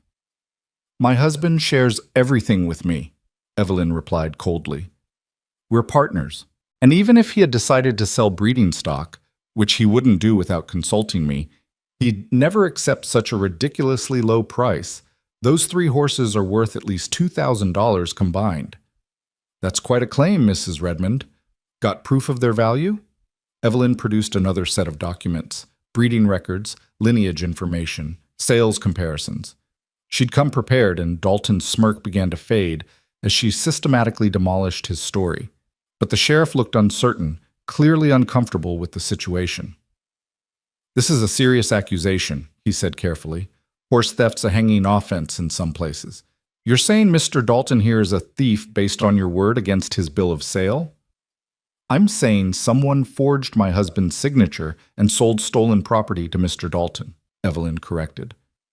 Whether Mr. Dalton was complicit in the theft or merely a buyer of stolen goods, I can't say. But those horses are ours, and we want them back. The matter went to court, which should have been straightforward, but Dalton's lawyer was clever, and he made the case about Evelyn rather than the stolen horses. Gentlemen of the jury, he said smoothly during his opening statement, we have here a woman who claims to manage a breeding operation, a woman who presumed to conduct business negotiations, handle financial records, and make decisions about valuable property. But is Mrs. Redmond actually competent to make such claims? Or is she a woman who's overstepped her bounds, perhaps made mistakes she's now trying to cover by accusing an innocent man of theft? Evelyn sat in the courtroom beside their lawyer, Marcus Webb, and felt rage building in her chest. This wasn't about the horses anymore. This was about whether a woman could be trusted to know her own business. They're putting you on trial instead of Dalton, Marcus muttered, trying to make this about your credibility rather than the facts. Then we'll have to make it about the facts, Evelyn replied. I want to testify. Mrs. Redmond, I'm not sure that's wise. I'm sure. Her voice was steel. Those are my horses, my breeding program, my reputation. I'm not letting some thief and his lawyer diminish what I've built because I'm a woman. When Evelyn took the stand the next day, Dalton's lawyer approached with barely concealed condescension. Mrs. Redmond, you claim to manage a horse breeding operation. Can you explain to the jury what qualifies you for such a role? 14 years of experience with livestock, Evelyn replied calmly. 4 years managing my first husband's farm, 10 years working with breeding programs, including the last 4 developing the Redmond program. I can assess conformation, evaluate bloodlines, predict breeding outcomes, and train difficult animals. I've studied agricultural science journals, corresponded with breeders across the country, and personally overseen the birth and training of over 60 foals. That's quite impressive. For a woman, the lawyer's smile was patronizing. But surely your husband makes the actual decisions? You're more of an assistant? My husband and I are partners. We make decisions together. But the breeding program is under my direct management, as documented by the deed Mr. Redmond executed giving me ownership of that aspect of the operation. A murmur ran through the courtroom. The lawyer's expression soured. A deed, you say? How convenient. Can you produce this supposed deed? I can, and did.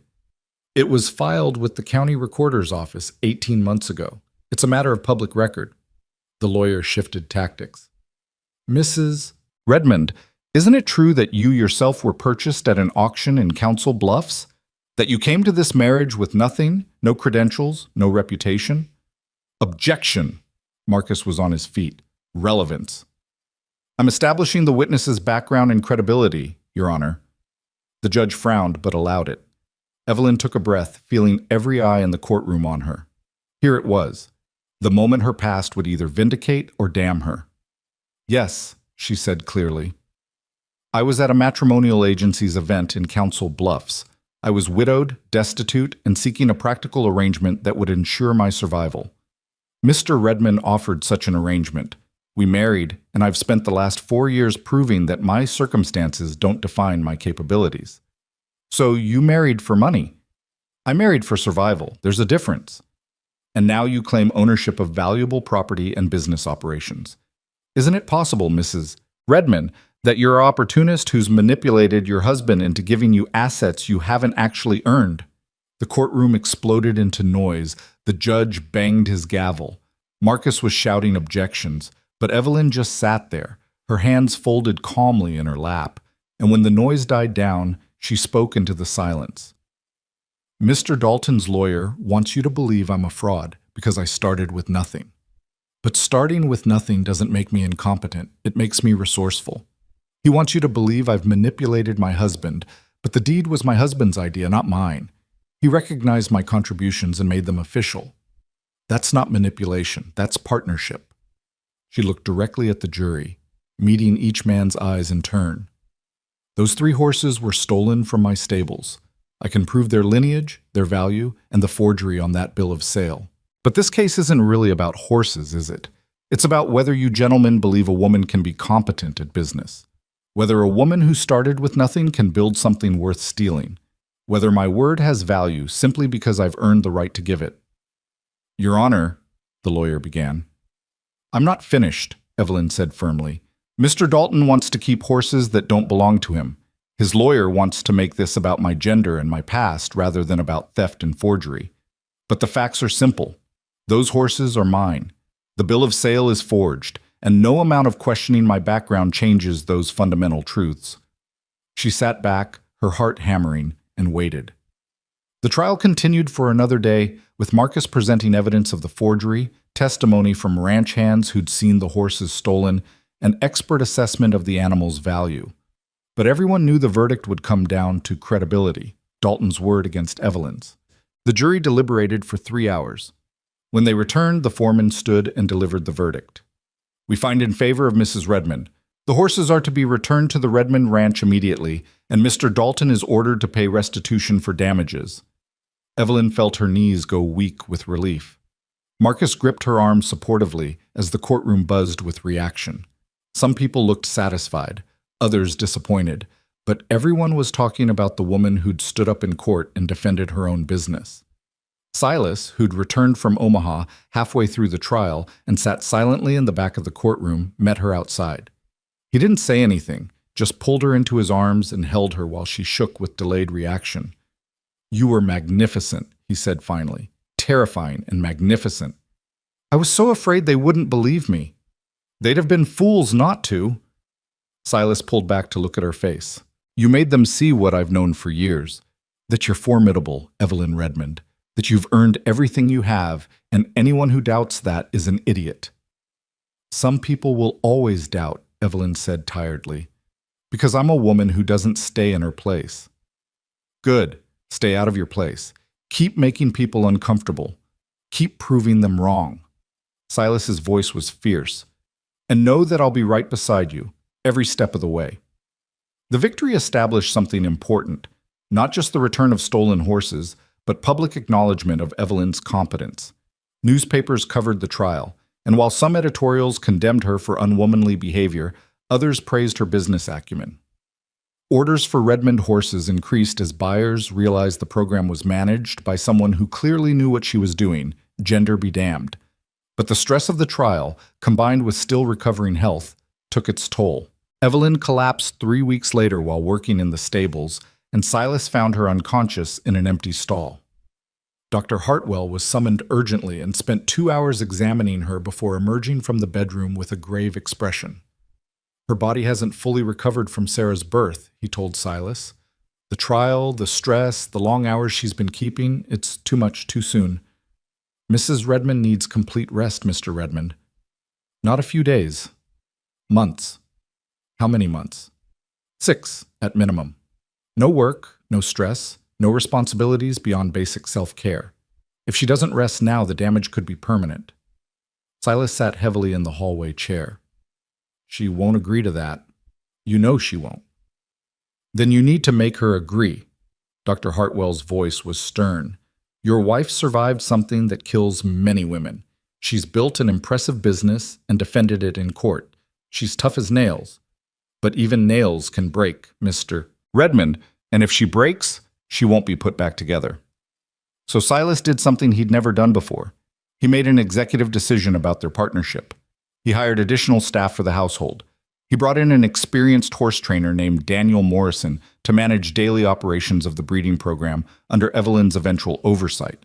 He personally took over the bookkeeping and correspondence. And he told Evelyn, in no uncertain terms, that she was taking 6 months off. You can't just decide that, Evelyn protested weakly from the bed where she'd been confined for a week. The breeding program needs me. We have contracts to fulfill, clients expecting. The breeding program needs you alive and healthy, Silas interrupted. It doesn't need you dead at 32 because you worked yourself into the ground. Daniel knows horses. He can handle daily operations. I can handle the business side. What neither of us can handle is losing you. But, no buts, Evelyn. This isn't a negotiation. Silas sat on the edge of the bed, his expression implacable. You've spent 4 years building this partnership, proving yourself, fighting for respect. Now let me fight for you.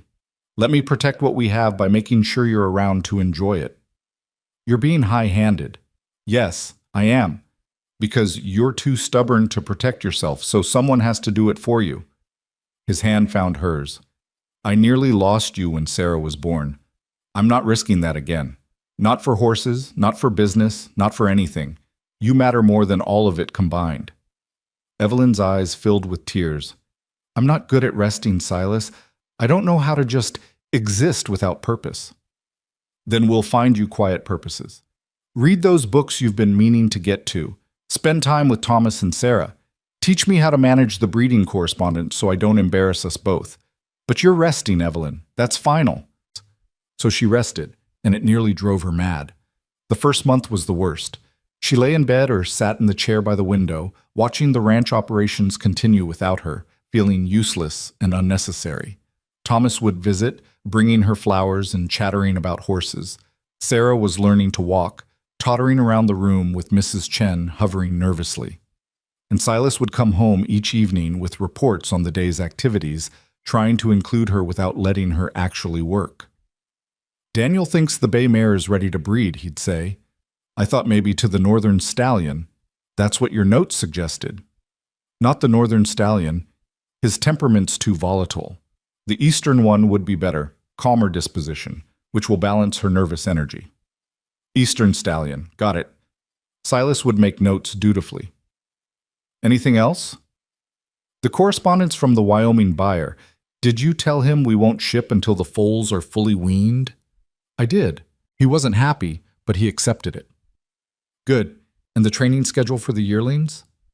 Evelyn. Silas set down his notes and looked at her seriously. You're supposed to be resting, not managing operations from bed. I'm giving advice, not managing. There's a difference. A subtle one. But he was smiling slightly. All right. A little advice. But if Dr. Hartwell asks, I'm telling him you spent the whole day reading novels and doing embroidery. I don't embroider. Then you'd better learn because that's my story and I'm sticking to it. By the 3rd month, Evelyn had adjusted to a slower pace. She spent mornings with the children, teaching Thomas his letters and watching Sarah's personality emerge. Afternoons she read, agricultural journals, yes, but also novels she'd never had time for, poetry that surprised her with its beauty. Evenings belonged to Silas, the two of them talking about everything and nothing, rediscovering the partnership that had been built on practicality but sustained by genuine affection. It was during one of these quiet evenings that Silas brought up something he'd been considering. I've been thinking about succession, he said carefully. Thomas is only 4, Sarah's 2, but eventually they'll need to understand what we're building here. You want to start training Thomas already? Evelyn looked up from her book. Not training exactly, just including. Letting him see how the ranch works, how decisions are made. You've been doing it naturally with the horses. I want to do the same with the cattle operations. He's very young, Silas. I was working my father's farm at 5, Silas replied. Not hard labor, just learning, watching, understanding that land and animals require care and attention. I think Thomas is ready for that. Evelyn studied her husband's face. You're thinking about legacy, about what happens when we're gone. I'm thinking about what we're building and who'll carry it forward. Silas set aside his own papers. The cattle operation will provide security. Your breeding program will provide excellence. Together, they'll give our children choices. They can run one or both operations, or they can sell and pursue other interests. But they should understand what they're inheriting. And Sarah? Evelyn asked quietly. What role do you see for her? Whatever role she wants. Silas's answer was immediate. You've shown me that capability isn't limited by gender, Evelyn. If Sarah has the mind for ranching, she'll ranch. If she wants something else, we'll support that too. The same goes for Thomas. I'm not building a prison, I'm building opportunities. It was in that moment that Evelyn truly understood what they'd created together. Not just a successful business or a stable household, but a foundation for their children to build their own lives on. A legacy of choice rather than obligation, partnership rather than domination. You've changed, she said softly. The man who bought me for $1 wanted an heir to carry on his empire. Now you're talking about giving our children choices. The man who bought you for $1 was a fool, Silas replied. He thought he could control everything, including the future. You've taught me that control is an illusion. The best we can do is build something strong and flexible enough to adapt to whatever comes. That's very philosophical for a cattle baron. I have a philosophical wife. It rubs off. He crossed to sit beside her, taking her hand. How are you feeling? Really? Stronger, Evelyn admitted. Still tired sometimes, but better. Dr. Hartwell was right about needing rest, even though I hated admitting it. 2 more months of taking it easy. Then we'll see about you gradually resuming responsibilities. Gradually, Evelyn. Not diving back in head first. I promise to be reasonable. I don't believe you for a second, but I appreciate the lie. Silas kissed her forehead. Come on, let's go check on the children before bed.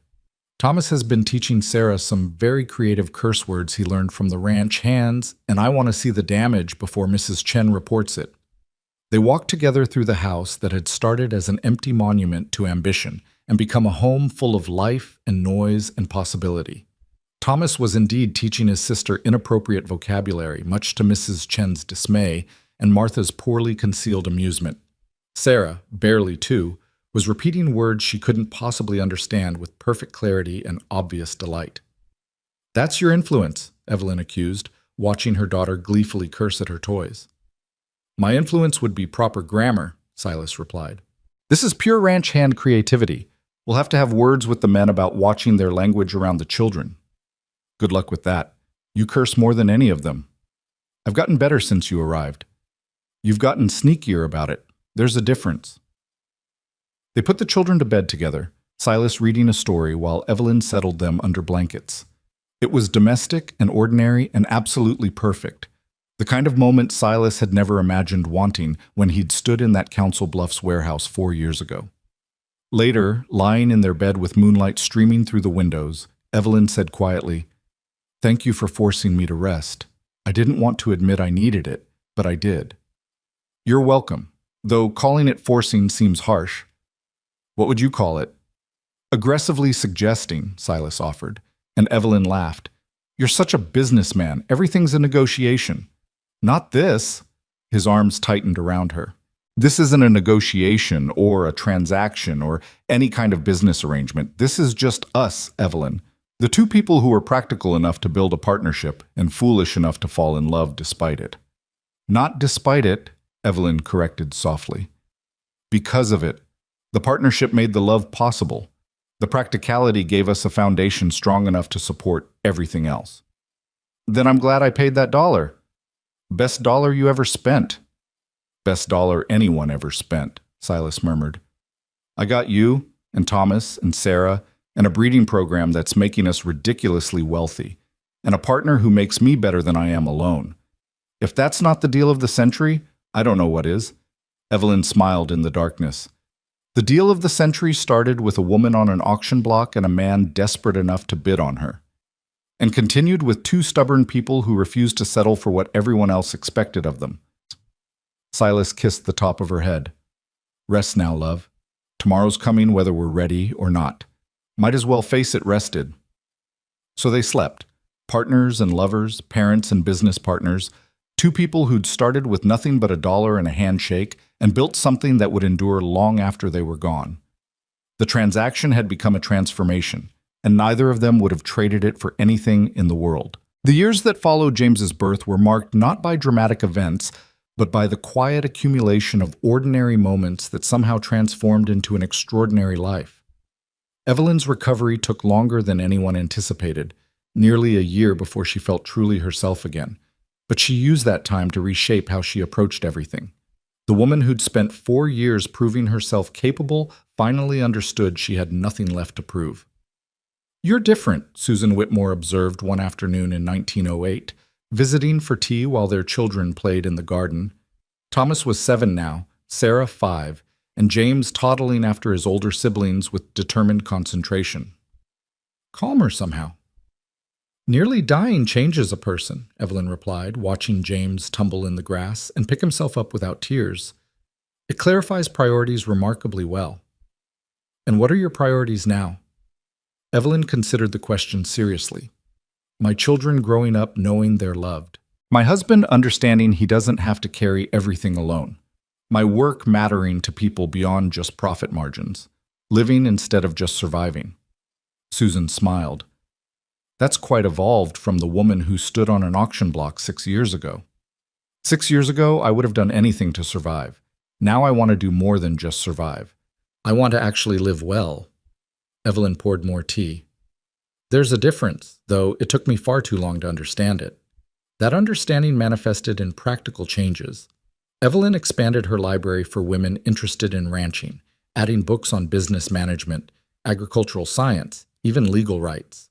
She began hosting monthly gatherings where women could share knowledge about livestock, land management, and the financial aspects of running operations. Some husbands objected. Samuel Mitchell threatened to forbid his wife from attending until Evelyn calmly pointed out that his wife's improved cattle management had increased their profits by 30%. "Mrs. Redmond is teaching women to think like business people," Mitchell complained to Silas at the bank one day. "It's unseemly." "Mrs. Redmond is teaching women to run profitable operations," Silas corrected. "If you find that unseemly, I suggest the problem lies with your perspective rather than her instruction." The breeding program continued to thrive, but Evelyn took a different approach now. She began training younger women in her methods, creating a system that didn't depend solely on her presence. One of her most promising students was Rachel Morrison, the banker's daughter, who had a remarkable eye for bloodlines and a fierce determination to prove herself in a male-dominated field. "Why are you teaching me this?" Rachel asked one afternoon as they evaluated a new mare. "I'm your competition." "Competition implies scarcity," Evelyn replied. "There's plenty of demand for quality horses. What there isn't plenty of is women who know how to breed them properly. I'd rather create colleagues than hoard knowledge." "But you built this program from nothing. Why share the methods that made you successful?" Evelyn looked at the young woman, 19 years old, brilliant, hungry for knowledge that no one else would give her, and saw herself 6 years ago.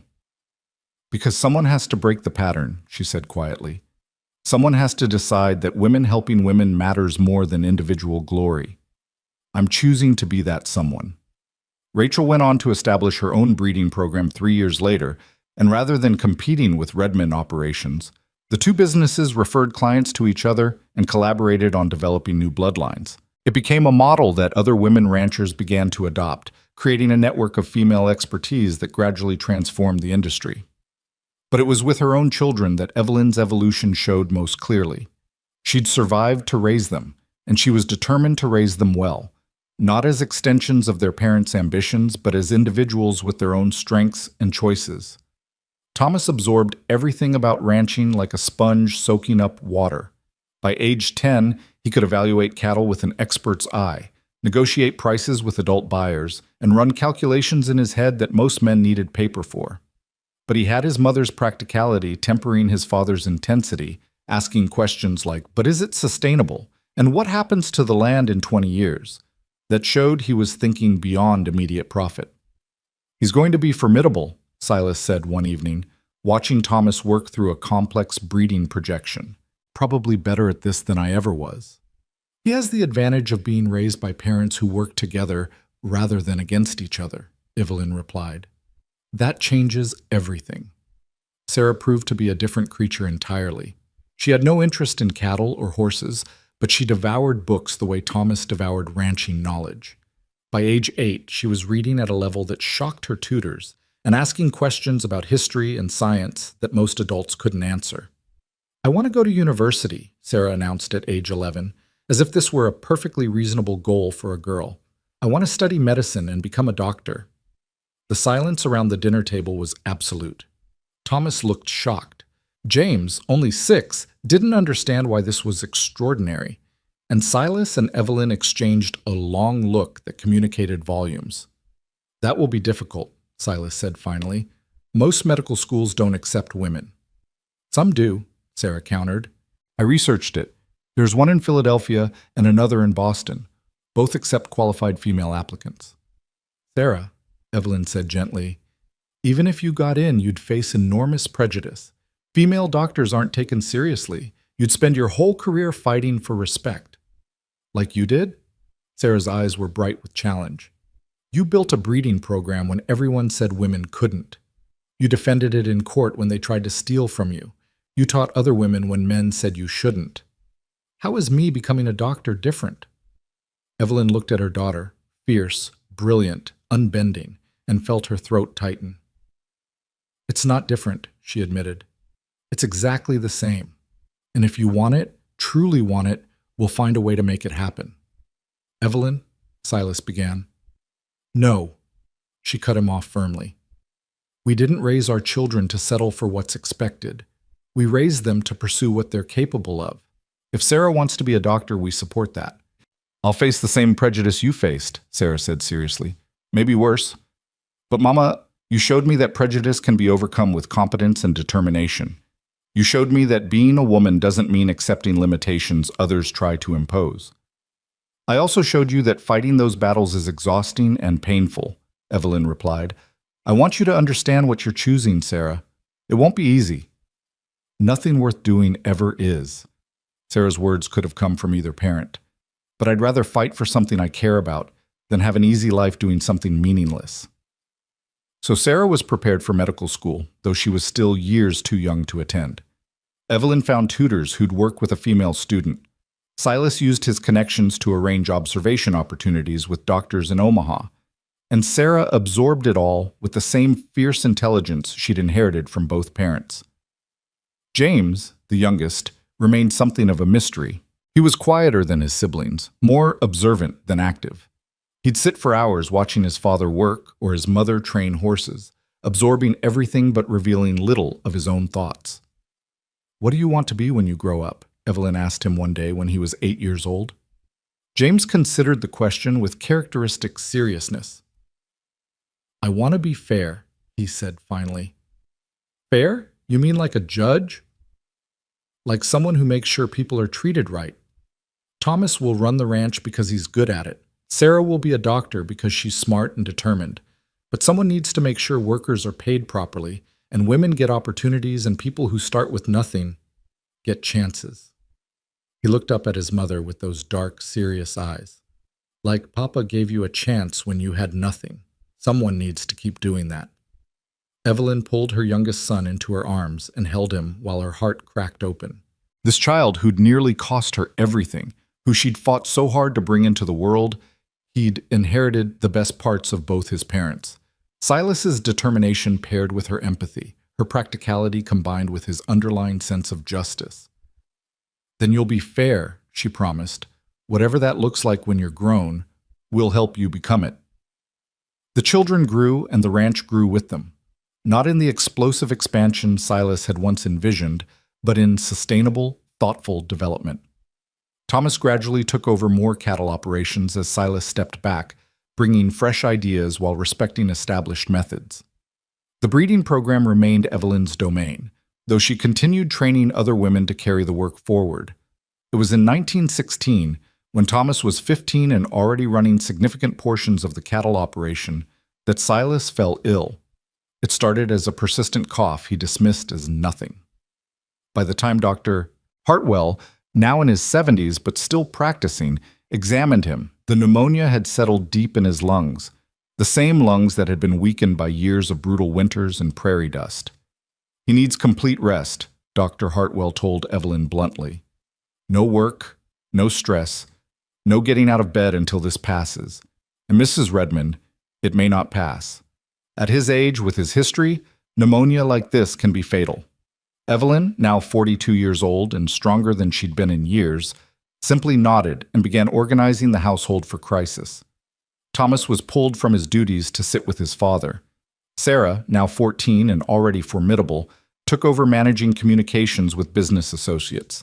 James, at 11, kept his younger siblings occupied and the household running smoothly.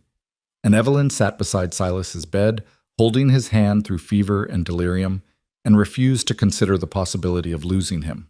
"You can't leave me," she told him during one of his brief lucid moments. "We had an agreement, remember? Partnership means we face things together." "Already faced more together than I expected," Silas rasped, his breathing labored. "Built something good, didn't we?" "We built something extraordinary, and you don't get to abandon it now." Evelyn's voice was fierce. "You made me promise to survive childbirth for our children's sake. Now I'm making you promise to survive this for the same reason. Thomas needs to learn more from you. Sarah needs your support for medical school. James needs to see that fairness and strength can coexist, and I need my partner. Best dollar I ever spent." Silas's attempt at a smile turned into a coughing fit that left him gasping. "Best dollar either of us ever spent," Evelyn corrected when he could breathe again. "Now stop talking and conserve your strength. You're going to get through this because I'm not accepting any other outcome." For 3 weeks, Silas hovered between recovery and death. The fever would break, then return. His breathing would ease, then worsen. Dr. Hartwell visited daily, trying every treatment available, but ultimately it was Silas's own stubborn determination and Evelyn's refusal to let him surrender that pulled him through. "You're lucky to be alive," Dr. Hartwell said when Silas finally turned the corner toward recovery. "Another few days of that fever, and we'd have lost you." "Couldn't die," Silas replied, his voice still weak but steady. "My wife wouldn't allow it." The illness changed him, though. He was 64 years old, and the pneumonia had taken something essential from his strength. He recovered enough to walk and talk and participate in ranch decisions, but the endless 16-hour days were done. The driving ambition that had built an empire was tempered by the reality of mortality. "Thomas needs to take over more," he admitted to Evelyn one evening, several months into his recovery. "I can't run this operation the way I used to." "Then don't," Evelyn replied practically. "Run it differently. Be the advisor instead of the operator. Teach instead of doing. You have decades of knowledge, Silas. Use it to prepare our son instead of killing yourself trying to do everything alone."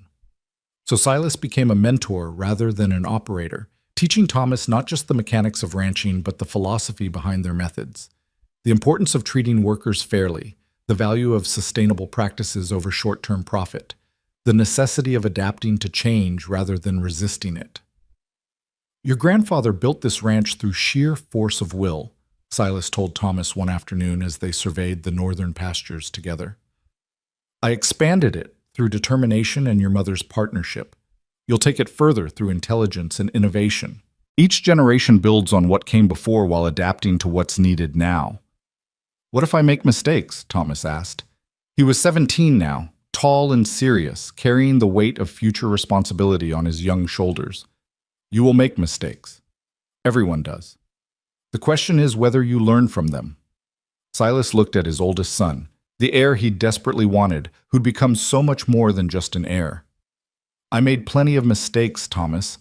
I chose 2 wrong wives before I found the right partner. I nearly worked myself to death building something I didn't know how to enjoy. I almost lost your mother because I wanted more children than we could safely have. Learn from my mistakes as well as my successes." "And what was your greatest success?" Thomas asked. Silas didn't hesitate. "Paying $1 for a woman everyone else dismissed as worthless. Everything good in my life came from that one decision. You, your siblings, the partnership that made all of this meaningful. Remember that, Thomas. The best investments aren't always the ones that look promising. Sometimes they're the ones nobody else values." In 1920, Sarah left for medical school in Philadelphia at age 18. The farewell was tearful, though Sarah herself remained composed. "I'll write every week," she promised, embracing her mother on the train platform. "And I'll come home for summers when I can, and I'll make you proud, Mama." "You already make me proud," Evelyn replied, holding her daughter tight. "Every single day. Now go show those professors what a woman raised by partners can accomplish." Sarah did exactly that, graduating at the top of her class 4 years later and returning to Nebraska to open a practice that served rural communities. She became known for treating everyone regardless of ability to pay, for believing women when they described their symptoms, for combining the latest medical knowledge with genuine compassion. "She's more successful than I ever was," Evelyn said proudly when Sarah's practice expanded to include 3 other female doctors. "Different kind of success," Silas corrected. "You built a business. Sarah's building a legacy of care. Both matter." James, true to his childhood declaration, studied law and went into public service. At 25, he was elected county attorney and immediately began prosecuting cases of worker exploitation and fraud that other attorneys had ignored. He married a schoolteacher named Grace, who shared his passion for justice, and together they became advocates for the powerless. "3 children," Silas said one evening in 1929, sitting on the porch with Evelyn and watching the sunset paint the prairie gold and red. 3 completely different paths. Did we do right by them? "We gave them choices," Evelyn replied. She was 55 now, her auburn hair threaded with silver, her face lined with years but still beautiful. "We showed them that success looks different for everyone. We taught them competence and compassion."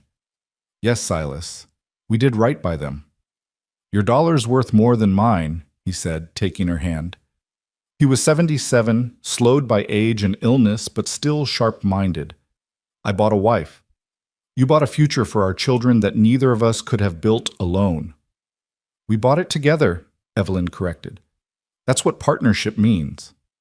They sat in comfortable silence, 2 people who'd started with nothing but a dollar and a handshake and built something that would endure long past their own lives. The ranch was thriving under Thomas's management. Sarah's medical practice was serving thousands of patients. James's legal work was changing laws. And beyond their own children, they'd influenced dozens of other lives. The women Evelyn had trained, the workers Silas had treated fairly, the community they'd both served. "Do you ever regret it?" Silas asked quietly. "The auction, the practical arrangement, starting with so little?" Evelyn turned to look at him. This man who'd shocked a warehouse by bidding $1, who'd given her partnership when she expected only survival, who'd loved her through pregnancy and prejudice and near death. This man who'd been cold and driven and alone, who'd somehow learned to be warm and collaborative and part of something larger than himself.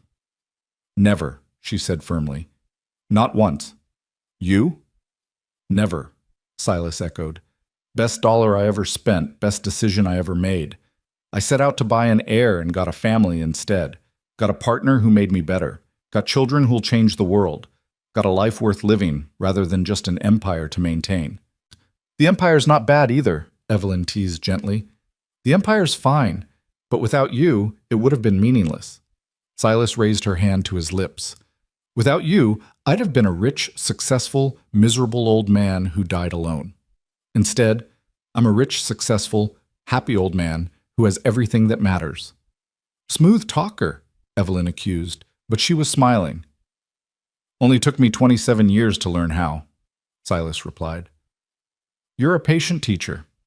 They watched the sun sink below the horizon, turning the vast prairie into shadows and whispers. The land Silas had bought with ruthless determination. The horses Evelyn had bred with careful science. The home they'd built together from empty rooms and careful partnership. "What happens to it all when we're gone?" Evelyn asked, not morbidly, but practically. "Thomas will run the ranch, but what about the rest? The breeding program, the women's library, all the pieces we've built?" "Thomas has my business sense tempered by your compassion," Silas replied. "He'll keep the ranch profitable while treating it as a trust rather than just property. Sarah will continue healing people who need it most. James will fight for those without power. And all of them will teach their children what we taught them, that wealth brings responsibility, that success means helping others succeed, that the best legacies are measured in lives improved rather than dollars accumulated." "That's quite a legacy for a dollar investment." "That's quite a legacy for 2 people who refused to let circumstances define them," Silas corrected. "You stood on that auction block with nothing, and you turned that nothing into this. I had everything money could buy, and it was worthless until I had you to share it with. Together, we built something that'll outlast us both." He was right, though neither of them would live to see how right he was. Silas died in his sleep in 1932 at age 80, his hand clasped in Evelyn's. He went peacefully, a man who'd made peace with his past and created a future he was proud of. The funeral drew people from across 3 states: business associates, ranch workers, families whose lives had been changed by his fairness and Evelyn's generosity. He was a hard man, Thomas said in his eulogy, but a fair one. He demanded excellence and rewarded it appropriately. He built an empire not through exploitation, but through partnership, with his workers, with his wife, with everyone who contributed to his success. That's why this ranch will endure. He built it on foundations that last. Evelyn listened to her son praise his father and felt the loss settle into her bones. 28 years of partnership ended. But what a 28 years it had been. What a life they'd built together from that unlikely beginning. She lived another 14 years without him, managing the breeding program and the women's library, watching her grandchildren grow, supporting her children's various ventures. She expanded the library to include not just agricultural knowledge, but history, science, literature. She funded scholarships for young women seeking education. She became, in her own right, a force for change in a region that had once dismissed her as worthless. When reporters interviewed her, and they did, increasingly, as the auction bride story became famous, she always spoke honestly about her beginnings. "I was purchased for $1, she'd say without shame. I could have let that define me as worthless. Instead, I chose to see it as an investment I needed to earn a return on. So I worked, and I proved myself, and I built something that mattered. Not despite my circumstances, but because of them. Because starting with nothing means you understand the value of everything." "And Mr. Redman?" they'd ask. "What was he like?" "He was a hard man who learned to be soft in the right moments," Evelyn would reply, her eyes distant with memory. "A driven man who learned when to rest. A lonely man who learned to open his heart. He started as my employer and became my partner, and ended as my love. The progression wasn't smooth, but it was real. That's what mattered. It was real." In 1944, Sarah came to visit her mother, who was now 70 years old and increasingly frail. They sat in the library Evelyn had built, surrounded by books and memories. "Mama, I've been asked to write an article about women in medicine," Sarah said. "They want me to include your story as inspiration." "May I?" "My story?" Evelyn looked surprised. "I'm not a doctor." "No, but you're a woman who built a successful business when that was considered impossible, who defended her work in court, who trained other women to follow in her footsteps, who showed daughters like me that we didn't have to accept limitations others tried to impose. That's worth writing about." Evelyn considered this. "Will you tell the truth? All of it. The auction, the practical arrangement, the fact that your father and I married for survival rather than love?" "I'll tell the truth," Sarah promised, "including the fact that you turned survival into something extraordinary, that practical arrangements can become love stories, that starting with $1 doesn't determine your ending." "Then yes," Evelyn agreed. "Tell the story. If it helps one woman believe she's worth more than what others value her at, it's worth sharing." The article was published in a major medical journal and picked up by newspapers across the country. "The Dollar Bride: How One Woman's Refusal to Accept Her Circumstances Changed the American West." It told the story honestly. The auction, the bargain, the partnership, the legacy. Letters poured in from women who'd read the story and felt inspired. Women stuck in bad marriages who found courage to leave. Women starting businesses who drew strength from Evelyn's example. Women fighting for education or property rights or simple respect who saw that change was possible. "You've become famous," Thomas said, visiting with his own children to show grandmother the newspaper articles. "I've become useful," Evelyn corrected. "There's a difference. Fame is about attention. Usefulness is about impact. I'd rather be useful." "You're both," her grandson said. He was 16, already working the ranch, already showing the Redmond combination of intelligence and integrity. "You're famous because you were useful first. That's the legacy you and Grandpa built."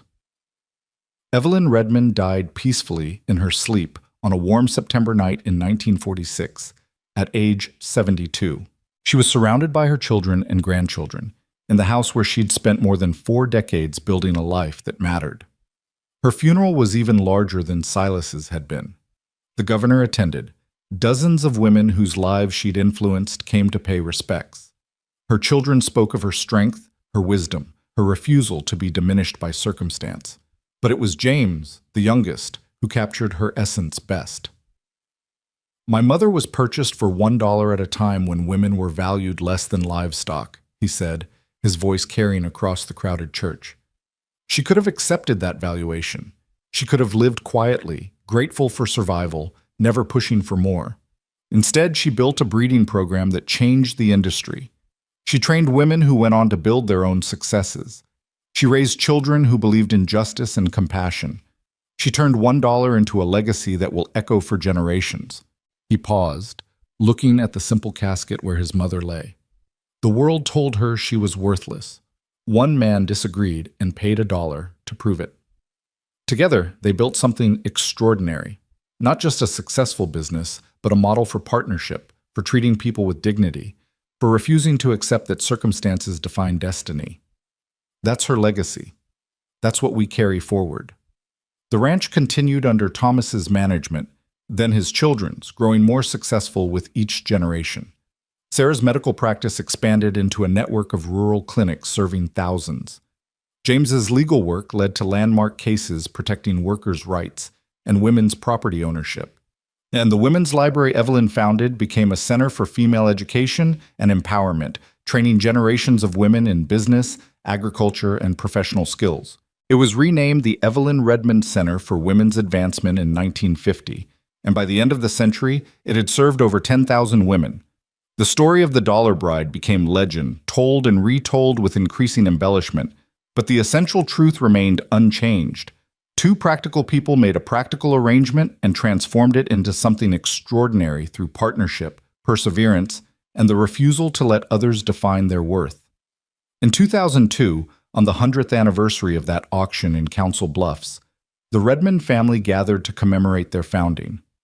They stood in the library that bore Evelyn's name, surrounded by portraits of the woman who'd started with nothing and built everything. Thomas's great-granddaughter, herself a successful rancher, addressed the gathering. 100 years ago, my great-great-grandmother stood on an auction block and was purchased for $1. Today, the enterprise she helped build is worth millions. The breeding program she founded is nationally recognized. The Women's Center that bears her name has changed thousands of lives. But the real legacy isn't measured in dollars or awards or recognition. She gestured to the crowd, ranchers and doctors and lawyers and educators, men and women of all ages, all connected to the Redmond legacy in some way. The real legacy is this: a family that believes in partnership over domination, a business that treats workers with dignity, a community that gives women opportunities, a tradition of using wealth to create more opportunities rather than just accumulating more wealth. That's what $1 bought. That's what two people built together, and that's what we're called to carry forward. Not the empire they created, but the values they embedded in its foundation. The gathering raised glasses to Evelyn and Silas Redmond, to the partnership that started with $1 and ended with a dynasty, to the proof that worth isn't determined by price tags, but by what people choose to build with whatever resources they're given. And somewhere, in whatever place souls go when bodies wear out, two people who'd started as strangers, become partners, evolved into lovers, and ended as legends looked down on their legacy and were satisfied. They'd paid $1 for survival and earned a lifetime of meaning. They'd started with nothing but determination and built something that would endure for generations. They'd refused to accept the limitations others imposed, and in doing so, expanded possibilities for everyone who came after. The dollar had long since been spent, lost to time and history. But what it purchased, partnership, family, legacy, hope, remained invaluable and undiminished by the passage of years. That was the true worth of the bargain struck in Council Bluffs in 1902. Not the dollar itself, but what two people chose to make of the opportunity that dollar represented. A transaction became a transformation. A purchase became a partnership. $1 became a dynasty. And it all started with a woman on an auction block who refused to believe she was worthless, and a man desperate enough to believe she might be priceless. Together, They proved that the best investments aren't measured in dollars, but in the lives changed, the opportunities created, and the love built from the most unlikely foundations. That was the legacy of the dollar bride. Not the price paid, but the value created. And it was priceless.